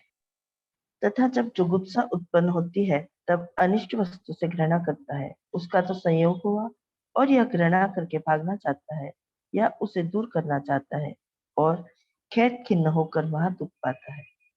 तथा 3 वेदों से जब काम उत्पन्न होता है तब पुरुष वेद से स्त्री के साथ रमण करने की, स्त्री वेद से पुरुष के साथ रमण करने की और नपुंसक वेद से दोनों के साथ रमण करने की इच्छा होती है। उससे अति व्याकुल होता है, आताप उत्पन्न होता है, निर्लज्ज होता है, धन खर्च करता है, अपयश को नहीं गिनता, परंपरा दुख हो व दंड आदि हो उसे नहीं गिनता, काम पीड़ा से पागल हो जाता है, मर जाता है। रस ग्रंथों में काम की 10 दशाएं कही है, वहां पागल होना, मरण होना लिखा है। वैद्यक शास्त्रों में ज्वर के भेदों में काम ज्वर को मरण का कारण लिखा है। प्रत्यक्ष ही काम के मरण तक होते देखे जाते हैं, कामान को कुछ विचार नहीं रहता। पिता पुत्र, पिता पुत्री तथा मनुष्य तिर्यंचिनी इत्यादि से रमण करने लग जाते हैं। ऐसी काम की पीड़ा है, सुमहादुर रूप है। इस प्रकार कषायों और नो कषायों से अवस्थाएं होती है। हाँ, देखिए, कषाय और नो कषाय से जो अवस्था होती है उसका एक रफ आइडिया पंडित जी ने दिया है ना। जो बातें लिखी है इनको एक्सप्लेन करने में जैसी सिचुएशन नहीं है, जरूरत नहीं है, आप समझ सकते हैं इन सब बातों को कि जीव के चारित्र मोह का उदय होता है तो वर्तमान में उसकी कैसी कैसी अवस्थाएं होती हैं। दर्शन मोह से कैसी अवस्था हो रही थी कि दर्शन मोह से तो उसको विपरीत भास रहा था, मानो मतलब कि कोई मेरा हित कर रहा है तो भी मुझे अहित रूप भास रहा था। दर्शन मोह का काम था, है ना। मतलब कोई मेरी प्रशंसा कर रहा हो तो भी मुझे निंदा रूप लग रहा था, दर्शन मोह के कारण। क्योंकि दर्शन मोह क्या करता है, मत भूलिए इस चीज को कि दर्शन मोह शरीर और संयोगों को एक मान लेता है। पागल का दृष्टांत दिया था, है ना, कि वो कैसे अपने वस्त्र और संयोगों को अपना मान रहा है। और चारित्र मोह में क्या होता है, ये जो क्रोधादि कषाय रूप है और ये जो हास्यादि नो कषाय आदि रूप भाव है, ये भाव होते हैं। अब ये भाव सुख रूप है या दुख रूप है, पहले तो ये तय करो। क्योंकि क्रोध आने पर, मान माया आदि कषाय आने पर आपको आनंद आता है या पीड़ा आती होती है, मतलब ये आपको विचार करना पड़ेगा कि क्या होता है। यानी कि ये जो कषाय हैं, ये जो नो कषाय सुख रूप है या दुख रूप है, ये तो पंडित जी ने यहाँ पर सामान्य चर्चा की है। अभी तक उन्होंने कुछ भी नया नहीं बतलाया है, सबको मालूम है। नहीं मालूम है क्या हमको कि क्रोध होने पर जीव की कैसे कैसे अवस्थाएं होती हैं, कैसे उसकी आंखें लाल हो जाती है, दांत खटखटाने लगता है, और भी अनेक अनेक अवस्थाएं होती हैं। तो इन सब से तो हम सब परिचित हैं और प्रत्यक्ष में अनुभूत हैं। तो टोडरमल जी ने यहाँ तक तो सामान्य चर्चा की है ना, कषाय और नो कषाय से क्या अवस्थाएं होती है। अब आगे वो बताएंगे कि जो विशेष विचार है उनका इन सब के बारे में, वो आगे बताएंगे। वो चर्चा हम कब करेंगे, नेक्स्ट क्लास में थर्सडे के दिन करेंगे। थर्सडे को कोशिश करेंगे लाइव लेने के लिए, क्योंकि उस दिन हमको थोड़ा सा स्कोप रहता है कि हम थोड़ा डिले भी हो जाए तो काम हो सकता है, क्योंकि पहली बार लाइव करने पर शायद कुछ समस्या आ सकती है। चलिए, यहाँ तक तो हमारा विषय खत्म हुआ। किसी को कोई इस संबंध में कोई प्रश्न हो तो पूछ लीजिए, नहीं तो फिर गंधर के लिए आ जाइए। रुचिका जी गंधर है आज।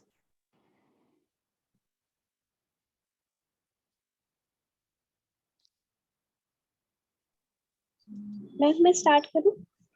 हाँ जी, स्टार्ट करिए। मोक्ष में प्रकाशक का तीसरा अधिकार चल रहा है। दर्शन मोह से होने वाला दुख पकड़ में आता नहीं, पर उसके परमार्थ कारण पकड़ में नहीं आते। दर्शन मोह से होने वाला दुख पकड़ में आता है, पर उसके परमार्थ कारण पकड़ में नहीं आते। दर्शन मोह से आत्मा और शरीर को एक मानते हैं। निमित्त नैमित्तिक संबंध से जैसा हम सोचते हैं वैसा हो जाता है। हम अपने परिणाम के कर्ता बन जाते हैं। हम अपने अच्छे परिणाम के कर्ता बन जाते हैं, बुरे परिणाम को कुदरत का मानते हैं। दर्शन मोह के चले जाने के बाद भी चारित्र मोह अपना काम करता है। हम इससे दुखी होते हैं।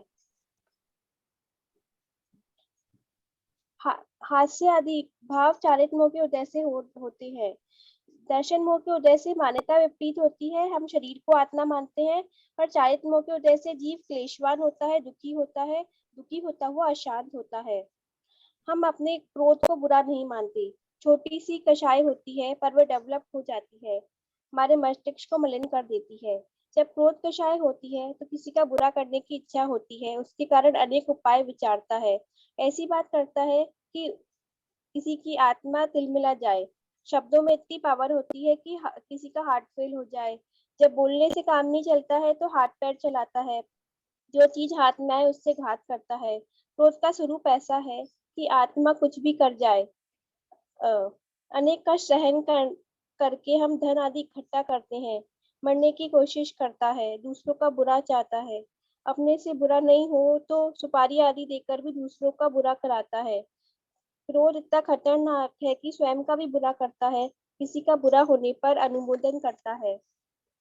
किसी का बुरा होने से हमारा कोई लाभ नहीं हो, तब भी हम चाहते हैं कि उनका बुरा हो जावे।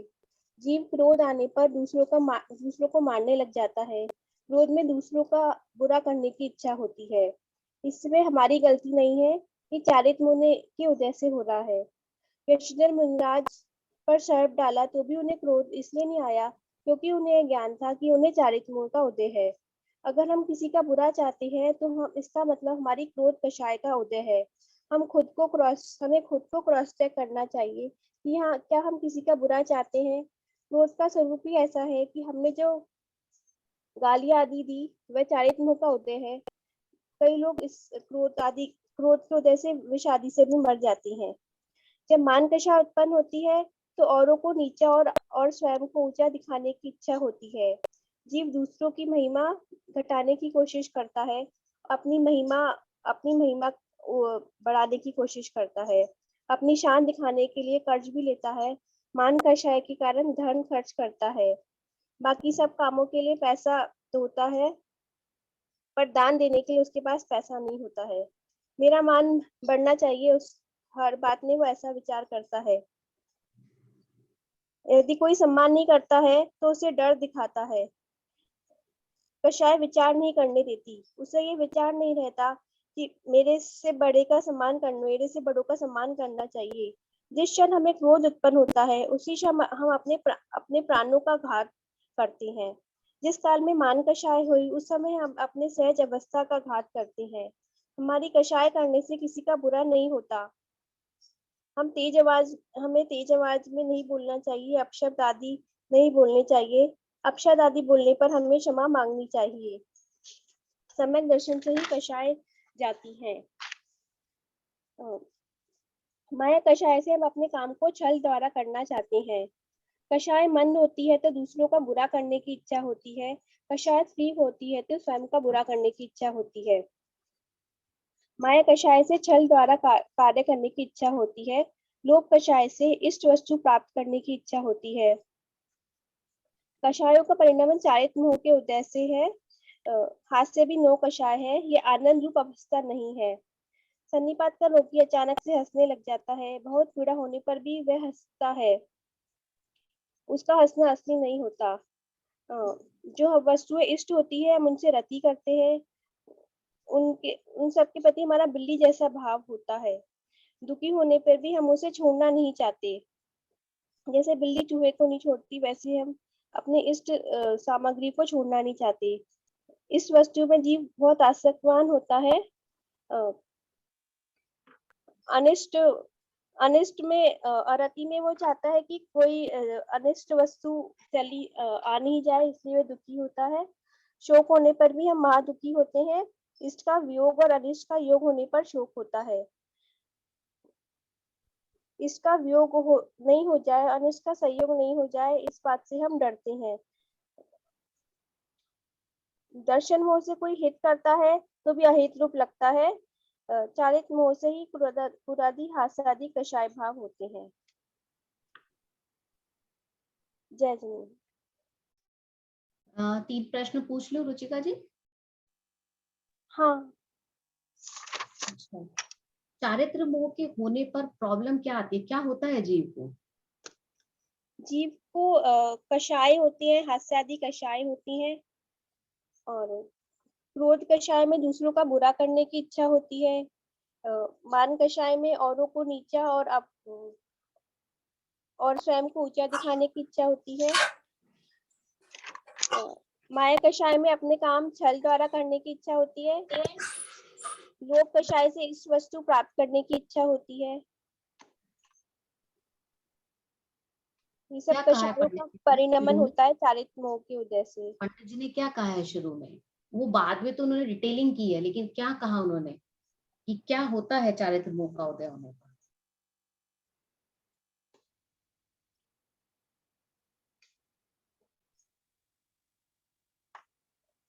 चारित मोह की वजह से हम क्लेशवान होते हैं, दुखी होते हैं, अशांत हो जाते हैं, नाना प्रकार के कुकार्यों में प्रवृत्ते हैं। हाँ, एक आपने जो मिस्टेक की वो ये थी कि आपने हास्य आदि को भी कषाय में रख लिया, क्योंकि वो नो कषाय के एरिया में आती हैं। वो डिफरेंस हमको रखना पड़ेगा, क्योंकि कषाय जो है वो क्रोध आदि कषाय और हास्य आदि नो कषाय है ना। तो हास्य आदि को खाली कषाय नहीं, नो कषाय कहना ही पड़ेगा, क्योंकि उसका प्रभाव हमारे आगे के जो भी हम सिद्धांत पढ़ते हैं वहां पर फर्क पड़ता है। तो हमको कषाय और नो कषाय के अंदर डिफरेंस रखना ही पड़ेगा, और इसीलिए इनको अलग से इंडिकेट लिस्ट अलग बनाई गई है। ठीक है, चलिए एक बात बताइए कि पंडित जी ने इतनी चर्चा की है, बहुत सरल सी चर्चा है, कोई ऐसी बात नहीं, अनुभूत विषय है, तो प्रश्न क्या पूछूं? अपने अनुभव पे बताइए, इसमें जो कुछ भी आपने पढ़ा कषायों के बारे में, तो कषायों के बारे में पंडित जी ने ऐसी कौन कौन सी कॉमन बातें कही हैं कि जो जीव को होती है? कॉमन बातें कौन सी हैं? कॉमन बातें यही है कि दूसरों का बुरा करने की इच्छा होती है, और सारी कषायों में कॉमन बात, इंडिविजुअल कषाय की बात नहीं कर रही, कॉमन बात।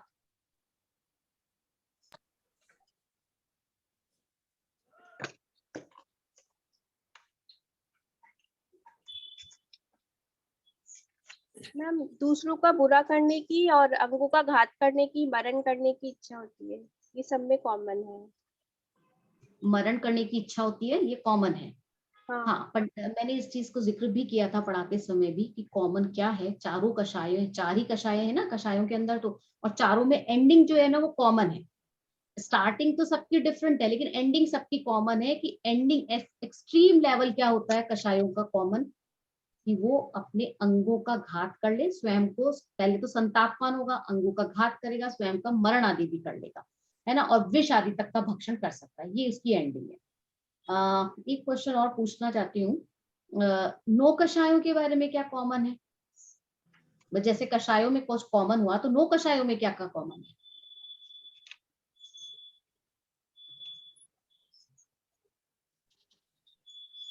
नौ कषाय में जीव दुखी रहता है।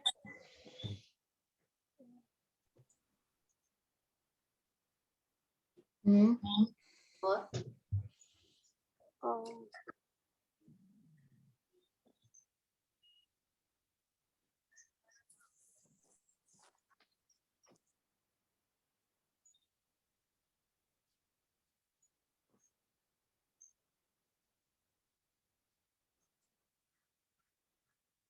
और देखते हैं, रुचिका जी कोई टाइम देते हैं, कविता जी।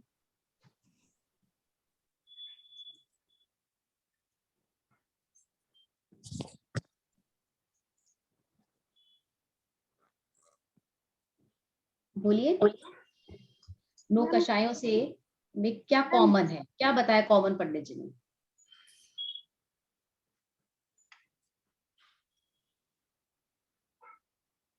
मैम चलिए सब बताइए कविता जी। तरीके से, हाँ, आप बोल रहे हैं कुछ रुचिका जी? मैम सब तरीके से वो, जैसे हास्य में भी वो उसकी हास्य भी एक तरह की कषाय है, उसमें भी वो दुख, अपना दुख ही बता रहा है। जैसे सन्निपात का रोगी हंसता है, हम्म। से नाना रोग होते हैं, तो वो कोई भी कल्पना करके हंसने लग जाता है, इसलिए उसकी अनेक पीड़ा ही बताई है, ये अनेक पीड़ा सहित है। और उस अच्छा। अपना दूसरों का अनिष्ट संयोगों को हटाना चाहता है, और इष्ट हाँ को इष्ट को अपने पास लाना चाहता है, मतलब हाँ, ये है मुद्दे इष्ट। की बात तो। हाँ, दुख रूप है, ये तो हमने शुरू में मैंने आपसे पूछ ही लिया, कषाय और नो कषाय दोनों दुख रूप है ना, चारित्र मोह के उदय में। लेकिन हाँ, नो इष्ट कषाय का में क्या वियोग होता है? और अनिष्ट का संयोग नहीं हो, हाँ, ये सब। ये ही कॉमन है कि इष्ट का हाँ, हम संयोग चाहते हैं और अनिष्ट का हम वियोग चाहते हैं, और इस कारण ये जब अपने मनोनुकूल नहीं होता है तो हम दुखी होते हैं। तो ये कॉमन बात थी। चलिए एक और क्वेश्चन और बता दीजिए, अगर बता सकते हैं तो, कि इस प्रकरण को पढ़ने से आपको क्या लाभ हुआ? क्या आपको लगता है कि आप किसी का बुरा चाहते हो? मैम जब हम क्रोध मान कषाय करते हैं, मान कषाय करते हैं, तो हम किसी का बुरा चाहते ही हैं, क्योंकि हमको लगता है कि आपकी हम लेवल की बात कर रही हूँ मैं, हाँ। दूसरों की नहीं। आप करते हो क्या, मैं वो पूछ रही हूँ। आप क्या किसी का बुरा चाहते हो? बुरा मैम चाहते नहीं है किसी का। हम किसी को दूसरों को नीचा दिखाना चाहते हैं, तो हम मतलब दूसरों का बुरा ही चाहते हैं। आप फिर से एक बार रिकॉर्डिंग सुनना। मैंने इसी चीज को पहले भी कहा था कि हम हम क्रोध करते हैं कि नहीं करते, कषाय हमारे होती है कि नहीं होती है। तो इसका निर्णय कैसे करें कि हमारे होती है कि नहीं होती? हम तो आमतौर पर ये कहते हैं, नहीं भाई मेरे तो क्रोध नहीं है, मेरे मान नहीं है, मेरे माया नहीं है, मेरे लोभ नहीं है कूट कूट के भरा हुआ है। हम पहचान नहीं रहे, हम एक्सेप्ट नहीं कर रहे, और एक्सेप्ट ही नहीं करेंगे तो जाएगा, वो तो आपके साथ ही रहेगा ना। हाँ मैम, एक्सेप्टेंस। अगर दूसरों का बुरा करने की इच्छा होती है तो वो हमारे क्रोध कषाय है। हाँ औरों तो को होती नीचा है ना, अगर हम क्रोध कर रहे हैं तो कषाय, तो हम बुरा चाह रहे हैं, हाँ ये तय बात है। अगर हम हाँ किसी का बुरा, अगर क्रोध कर रहे हैं तो इसका मतलब हम किसी का बुरा चाह रहे हैं। हाँ बस वो एरिया आपको अलग रखना पड़ेगा, जब हम बच्चों के साथ या जब हम किसी का भला करने के लिए उसको डांटते हैं, कभी कुछ बोल देते हैं, होता है ऐसा घर परिवार के अंदर। हम कभी किसी का अच्छा चाहने के लिए हम किसी को एक स्ट्रॉन्ग वर्ड्स में बात अपनी प्रेजेंट करते हैं, जब नहीं मानता है तो वो अलग बात होगी। मैंने इस चीज को भी क्लियर किया था कि कब हमको क्रोध को लेना और कब नहीं लेना। बुरा करने की चाह है तो क्रोध है। तो अब हम क्रोध करते हैं कि नहीं करते हैं? करते हैं। करते हैं ना कभी करते हैं, है ना? क्योंकि 24 घंटे में से ये सब कषाय और नो कषाय हमारे साथ चलती हैं। अगर हम ये विचार नहीं करेंगे और पढ़ करके यहीं पे बंद कर देंगे ना, तो उससे लाभ तो नहीं मिलेगा। तो हमारा उद्देश्य यही है कि हम जो भी कुछ पढ़ रहे हैं उसको अपने जीवन में देखें और विचार करें। क्योंकि जब आपको एलसीपीए के क्वेश्चंस मिलेंगे तो इस पेपर से रिलेटेड एक क्वेश्चन तो आएगा ना, और आप साथ ही साथ सोचते चलेंगे, विचार करते चलेंगे, तो आपको कहाँ तकलीफ आने वाली है उस आंसर को करने में। हो जाएगा, सहज रूप से हो जाएगा। ठीक है, चलिए यहाँ पे हमारा एक गंठर का काम खत्म होता है। समरी कविता जी आप कर सकते हैं, आप कुछ भी कहो कि आप कुछ भी हाँ, हाँ जी कर सकते वैसे तो हैं। ये विषय पता है सबको, फिर भी एक बार हम अगर उसके बारे में पढ़ ले। जागृत विवेक नाम की कहानी है। कविता जी समरी कर दीजिए। जागृत विवेक। यह कहानी का समय लगभग 2000 वर्ष पूर्व का है, जब प्रथम बार आचार्य धरसेन के मन में जिनेन्द्र देव की वाणी, जो कि श्रुत परंपरा से उपलब्ध थी, उसको लिखित रूप में सुरक्षित करने का भाव आया। उन्हें लगा कि कहीं स्मरण शक्ति कम होने की वजह से, या एक पहले जिनेन्द्र देव की वाणी जो गंधर से गंधर, पहले गंधरों के पास आई, फिर गंधर्वों से मुनिराज के पास, और फिर आचार्य, एक आचार्य से दूसरे आचार्य, और इस तरह चल रही थी। उनको लगा कि कहीं यह वाणी, जिन वाणी में कुछ कमी ना हो जाए, कुछ लुप्त ना हो जाए, तो उन्होंने सोचा इसको सुरक्षित करना चाहिए। तो उसी समय दो उत्साही मुनिराजों का, युवा मुनिराजों का उनके पास आगमन हुआ। वो मुनिराज थे मुनि पुष्पदंत जी और मुनि शुभूत बलि जी।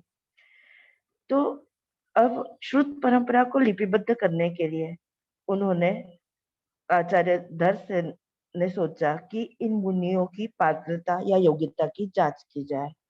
तो प्रत्येक को एक एक मंत्र, उन दोनों मुनियों में से प्रत्येक को एक एक मंत्र देकर उसकी आराधना करके सर्वांग सुंदर देवांगनाओं के दर्शन करने का आदेश दिया। और साथ में ये भी कहा कि अगर कोई शंका हो तो तुरंत उनके पास दौड़कर न आए, और यह कहा कि तुम्हारा आत्मा ही तुम्हारा वास्तविक गुरु है, इस महामंत्र को याद रखना। तो दोनों मुनियों ने आदेशानुसार मंत्र की साधना की। तो देवांगनाएं तो प्रकट हुई, पर पता चला कि एक देवांगना के एक आंख है और एक देवांगना का दांत में दोष है। तो उन्होंने कहा कि सर्वांग सुंदर तो नहीं है। तो उन्होंने फिर मंत्र को शोधन किया। तो पता चला कि एक मंत्र में एक अक्षर कम और एक मंत्र में एक अक्षर अधिक है। दोनों दुविधा में पड़ गए कि इतने बड़े आचार्य ने मंत्र दिया है, अब इसको हम सुधार सकते हैं कि नहीं।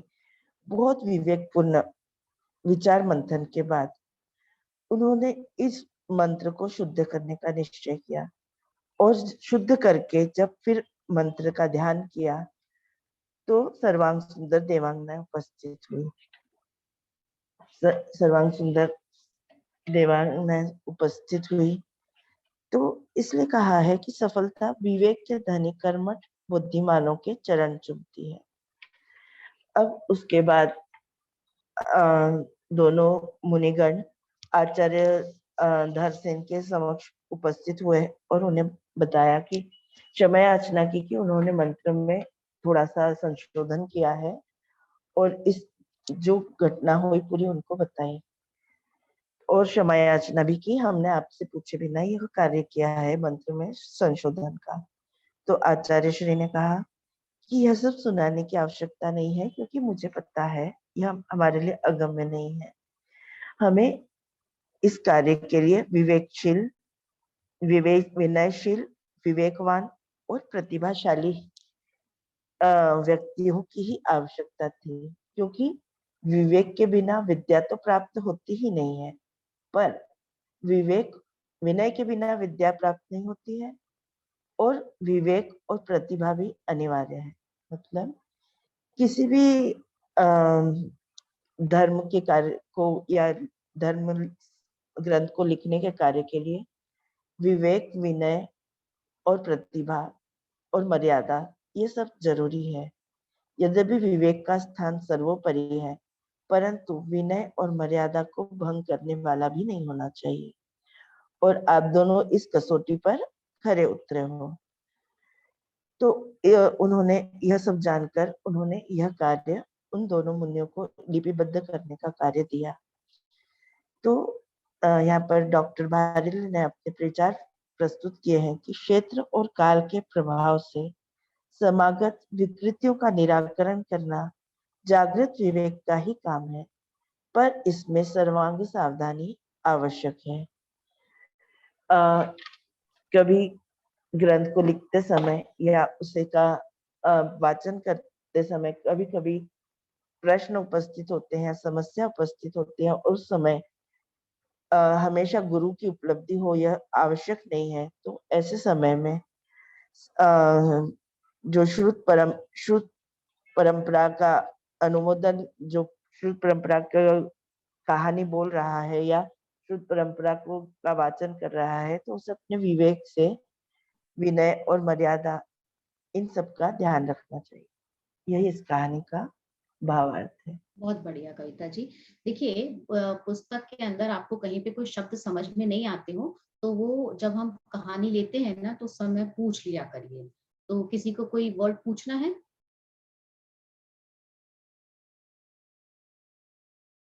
मुझे जो महसूस होता है कि जिस पे चर्चा कर ले लीजिए वो मैंने अंडरलाइन कर रखे अपनी बुक के अंदर, तो वो मैं बोल देती हूँ। जैसे शुभ्र वृषभों का, शुभ्र मतलब सफेद धवल, वृषभ मतलब बैल, और नम्री भूत मतलब जो नीचे नजर करके चल रहे हैं, और धुरंधर एक्सपर्ट, तो ये उनको सपने में आए थे कि दो बैल चले आ रहे हैं, तो इस टाइप की बात थी। और यहाँ पे जो बात कही है ना, पर मेरे सोचने से क्या होता है, होगा तो वही जो होना है। ये गोल्डन वर्ड्स हैं ये सब। मेरे सोचने से क्या होता है, होगा तो वही जो होना है। अब ये वाली बात ख्याल में आ जाए तो दीपाली जी, अर्चना जी, रीटा जी, कुमकुम जी, निधि जी, नीपा जी, नंदनी जी, बताइए अब लगेगा क्या कोई दुख है? मेरे सोचने से क्या होता है, होगा तो वही जो होना है। ये भवितव्यता की बात है, क्रमबद्ध पर्याय की बात है। आगे के पेपर के अंदर हम इन सब पे डिस्कस करेंगे, इसको मैं अभी यहाँ पे नहीं लेती हूँ। नेक्स्ट पेज पर देखिए, अलभ्य वर्ड आया है। यदि पात्रता हो तो कुछ भी अलभ्य नहीं है। ये कुछ लोग ऐसे हैं जिन्होंने हिंदी अभी पढ़ रहे हैं तो उनको ये वर्ड्स शायद समझ में नहीं आए, इसलिए मैं ले रही हूँ। कुछ लोगों को तो सहज पता होगा। अलभ्य का मतलब जो लभ्य नहीं है, जो दुर्लभ है, जो इजीली प्राप्त नहीं किया जा सकता, है ना। और फिर उसके बाद है अंतेवासी वर्ड आया है इसमें 2-3 बार। अंतेवासी का मतलब है मुनियों के लिए, है ना, मुनियों के लिए। फिर उसके बाद है एक जो सेंटेंस आया है, ये बहुत अच्छा सेंटेंस है, तुम्हारा आत्मा ही तुम्हारा वास्तविक गुरु है। अभी बहुत समय पर बहुत सारी बातों पर आपको ये वाले शंकाएं कभी कभी आएंगी कि क्या करना चाहिए, कैसे करना चाहिए, कुछ लोग आपके पास सवाल भी करेंगे। तो उसके लिए आपको ये ध्यान रखना है, आत्मा ही वास्तविक गुरु है, अपना आत्मा। हमको स्वयं से निर्णय लेना है कि क्या सही है क्या गलत है। इसको कहते हैं विवेक, सही और गलत की पहचान होना। कैसे होना भाई, जहां पर वीतरागता की बात हो, जहाँ सर्वज्ञता की बात हो, जहाँ हितोपदेशिता की बात हो, बस हमारा धर्म वही है, वहीं से निर्णय हमारा निकल आता है। अब इसके अलावा कहीं पर भी जैसे कुछ एरर हो जाते हैं, वर्ड्स के अंदर एरर आ जाते हैं, प्रिंटिंग मिस्टेक हो जाती है, कई कई बार टाइपिंग मिस्टेक हो जाती है, तो उस समय पर भी अगर आपने पूर्व में कहीं पढ़ा हुआ है तो फिर उसको प्रामाणिक मान लीजिए, या फिर विचार कर लीजिए, मिलान कर लीजिए, या फिर उसके संबंध में अपनी मान्यता पक्की मत कीजिए कि भाई ऐसा ही है कि अगर नहीं पता है, क्लियर नहीं पता है, तो कई बार बुक्स छपते समय ये सब तरह की प्रॉब्लम्स भी आ जाया करती है। अब यहाँ तक तो ये बात हुई थी हमारी इस सब के चक्कर कहानी के संदर्भ में। पर आपको पता है, आपको महिमा है श्रुत की जिनवाणी की, कितनी मुश्किल से मिली है हमको। ये जो षटघंटागम लिखा गया था वो हमको कितनी मुश्किलों से मिला है, पता है आपको ये इतिहास पता है? हाँ जी, ये भूत बलि और ये जिन्होंने बताया है इन्होंने ही लिखा था, आचार्य श्रीधर सेन जी के क्या? कहने पे। ये आचार्य श्रीधर सेन जी ने जो इन दोनों मुनियों को जो सेलेक्ट किया था, ये दोनों मुनि है जिन्होंने ये लिखा था। जी, हाँ, लेकिन ये हम तक कैसे आया? बीच का काल कितना भयंकर था, वो ख्याल है? कितनी मुश्किलों से, उस समय कोई पेन नहीं था, कोई टेक्नोलॉजी नहीं थी, हाँ किस जी, तरह से ताड़पत्र के ऊपर कांटे की सहायता से लिखना, हाथ थक जाए, ताड़पत्र पर लिख देने पर वो किस तरह से उस इंक में डुबो करके लिखना। और मैंने ऐसे बहुत सारे भांडागार देखे हैं, शास्त्रागार देखे हैं, जहाँ पे मैन्युस्क्रिप्ट्स को स्टोर किया जाता है। तो अब तो उनके लिए बहुत एफर्ट हो गए, मॉडर्न टेक्नोलॉजी से उनकी सुरक्षा की जाती है, पर आप सोचिए किस तरह से उन लोगों ने प्रिजर्व रखा होगा। ताड़पत्र पर लिखा गया है, वो आज तक सुरक्षित है। और उसके बाद जब हमको ये पता लग गया कि षटखंडागम सुरक्षित है कहीं, उसके बाद भी हमको वहां से मिला नहीं, उन लोगों ने अलाउ नहीं किया। क्यों अलाउ नहीं किया? कि उनके पास कौन आएगा फिर देखने के लिए, उनकी गुल्लक खाली नहीं रह जाएगी। अभी लोग उसके दर्शन करने के लिए आते हैं। अगर यहीं से चला गया, उसकी फोटोकॉपी निकल गई, उसकी जेरोक्स हो गई, तो फिर लोग क्यों आएंगे? तो सोचिए ये मान्यता किसकी थी? उन लोगों की जो धर्म के संरक्षक थे, धर्म के प्रचारक थे, उनकी मान्यता थी। हमारे पास भी इस तरह की बहुत सारी मान्यताएं हैं। अब हमने जब चारित्र मोह का उदय पढ़ा है तो इस सब के बारे में विचार करना कि हम भी कभी कभी ऐसे कार्य कर डालते हैं कि हम धर्म के विरोधी नहीं होते, लेकिन धर्म के अगेंस्ट होने वाले काम कर डालते हैं। अब जब वहां से मना हो गई कि ये प्रतिलिपि, ये ग्रंथ आगे नहीं जाएगा, तब उसके बाद एक सुझाव दिया गया कि ठीक है, आप नहीं देना चाहते मत दीजिए, आप इसकी हमारे पैसे से आप प्रतिलिपि कराइए। उस समय प्रतिलिपि करने वाले हुआ करते थे लोग, जो देख करके लिखा करते थे, कॉपी किया करते थे। ठीक है, अब वो कॉपी करने वाला भी बहुत स्मार्ट होना चाहिए, विषय का थोड़ा ज्ञाता होना चाहिए, अदरवाइज वो अर्थ का अनर्थ भी कर देते थे। कभी कभी जहां पे पूर्ण विराम होना चाहिए वहां पूर्ण विराम अपनी मर्जी से भी लगा देते थे, उनको जो समझ आया वैसा। अभी आ की मात्रा में एक डंडा रहता है, पूर्ण विराम में भी डंडा रहता है। अगर आप आचार्यों के पुराने ग्रंथों को, मैन्युस्क्रिप्ट्स को देखें, तो इतने कंपाउंडेड वर्ड्स होते थे, इतने मिले जुले वर्ड्स होते थे, सहज नहीं था वो काम करना, उसको कॉपी करना भी सहज नहीं था। मैं भूल गई लाना, मेरे पास एक मैन्युस्क्रिप्ट की फोटोकॉपी है, क्योंकि मेरा रिसर्च वर्क तो इन्हीं पर बेस्ड था, लेकिन वो जैनिज्म से रिलेटेड नहीं थी, तो मैं फोटोकॉपी मंगवाई थी। जहां मैं नहीं जा सकती थी, वो लोग अलाउ करते थे, तो फोटोकॉपी मंगाई थी मैंने, और फिर उनके विषय वस्तु का थोड़ा अध्ययन करके लिखा था। तो ये सब चीजें बहुत मुश्किलों से होती हैं। और फिर जब वो कॉपी करवा ली, उन्होंने एग्री कर दिया, तो जो कर रहा था ना, उसको मन में आया कि चीज तो दुर्लभ है, ये तो एक ही कॉपी करा रहे हैं, मैं अगर इसकी एक और कॉपी बनाऊं और किसी सेठ को जाकर बेचूंगा तो मुझे और पैसा मिल जाए। अब उसकी इस सोच से उसने दो कॉपी बनानी शुरू, मतलब जो एक दिन के 4 पेज लिखते थे ना, तो अब वो 2 पेज लिखने लगे, क्योंकि 2 और एक और कॉपी के लिखने पड़ते थे। अब उनको तो पता नहीं, और उसने ले जाकर के अपना प्रतिलिपि करके उनको पकड़ा दिया जहाँ षटखंडागम रखा हुआ था, और बाकी की जो कॉपी थी, दूसरी जो बनाई थी, उसको चुपचाप ले जाकर के एक सेठ के पास है। उन्होंने कहा नहीं, हम नहीं रखेंगे, हमारा वादा हुआ है वहां पे हम उनके साथ में छल नहीं करेंगे, हमने कहा है हम नहीं लेंगे तो हम नहीं लेंगे, जबकि उनको पता था ये दुर्लभ है, उनके पास आ गई है लेकिन उन्होंने मना कर दिया, ये छल होगा, हम नहीं करेंगे, ये अनिष्ट हो जाएगा। अब वो किसी और के पास गया, उनको ये सब कहानी नहीं पता थी, तो उन्होंने उस ग्रंथ को लिया उससे और फिर उसका एक प्रॉपर एस्टेब्लिशमेंट किया, प्रॉपर प्रतिष्ठापना की, तो षट खंडागम वहां से हमको देखने को मिला। और फिर उसके बाद में उसको वो पब्लिश हुआ, बहुत सारी चीजें, तब जाकर के आज हमको हमारे जो ग्रंथालय है मंदिरों के अंदर हमको वो षट खंडागम देखने को मिलता है। ये तो एक ग्रंथ की बात है, ऐसे कितने ग्रंथ हुए जिनकी कॉपीज करते समय कभी कभी अक्षर का दूसरे फॉर्म ले लिया, कुछ और हो गया, और फिर वो प्रतियां जो है वो कहीं और चले गई, और जो सही वाली प्रति थी वो कहीं और चली गई, फिर गलत को देखकर और कॉपी बन गई। तो इस तरह से गलतियां डिवाइड होती चले गई, हमको नहीं पता लगा। ये रिसर्च का काम होता है कि जहां हम सारी कॉपीज को इकट्ठी करते हैं, पाठ संपादन करते हैं, और उसमें से जो सही पाठ होता है उसको लेने की, मैक्सिमम सही को लेने की कोशिश की जाती है। विद्वानों का दल बैठता है, सबको चेक करता है, बहुत बड़ा प्रोसेस होता है ये, तब जाकर ग्रंथ हमारे सामने आते हैं। आज कितनी सहजता है हमको, हम पीडीएफ देख रहे हैं, कितनी सहजता, लेकिन महिमा नहीं है ना। तो जिनवाणी की महिमा भी आनी चाहिए, उसका उतना ही विनय सत्कार होना चाहिए। तो जब भी कभी हम स्वाध्याय करते हैं, इस चीज पे ध्यान अवश्य रखें कि कभी भी जिनवाणी की विनय ना हो। मैं आप लोगों को दिखाने के लिए इसीलिए प्रयत्न करती हूँ ग्रंथ का, कि कभी कभी ऐसी समस्या हो जाती है कि आप ग्रंथ खोलकर नहीं बैठ सकते हैं, तो आप ग्रंथ को देख सके। क्योंकि जब हम आचार्यों के करीब जाएंगे, पंडितों के करीब कब जाएंगे, जब उनकी लिखी हुई वाणी को देखेंगे, पढ़ेंगे, सुनना नहीं। सुनने से शुद्ध परंपरा थी, अभी हमारा इतना संयोगक्षम नहीं है कि शुद्ध परंपरा कायम रह जाए। हमको देखना पढ़ना ही पड़ेगा, क्योंकि हमारा ज्ञान अभी ऐसा ही है, तो हमको देखना पढ़ना जरूरी है। तो यहाँ तक तो ये सब चर्चाएं हुई। अभी हम जिनवाणी की स्तुति कर लेते हैं और यहाँ से विदा लेते हैं। किसी को कोई प्रश्न हो तो पूछ लीजिए, पर जो गोल्डन सेंटेंसेस होते हैं ना, उनको हमेशा याद रखिएगा। जैसे इस कहानी का गोल्डन सेंटेंस क्या था, तुम्हारा आत्मा ही तुम्हारा गुरु है।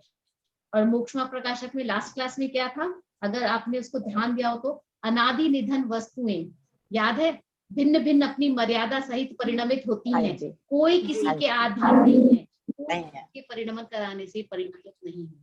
ये बात आज जब वही क्लास चल रही थी तो एक माइक ऑन हो गया था ख्याल आया तब, हमें बिल्कुल आया था ख्याल में मैडम। लानी है, जब लाएंगे तो असर होगा।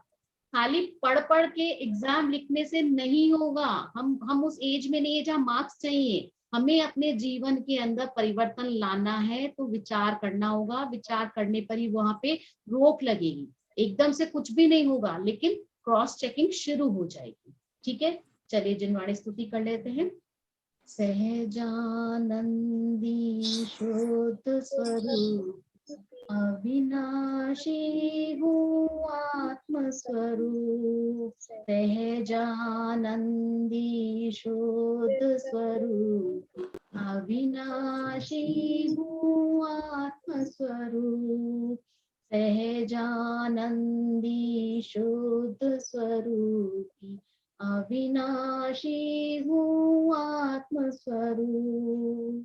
वाणी के ज्ञान से सूझे लोक लोक, सोवाणी मस्तक नमो सुबोधि। चलिए, जय जिनेन्द्र। जय जिनेन्द्र। जय जिनेन्द्र। जय श्री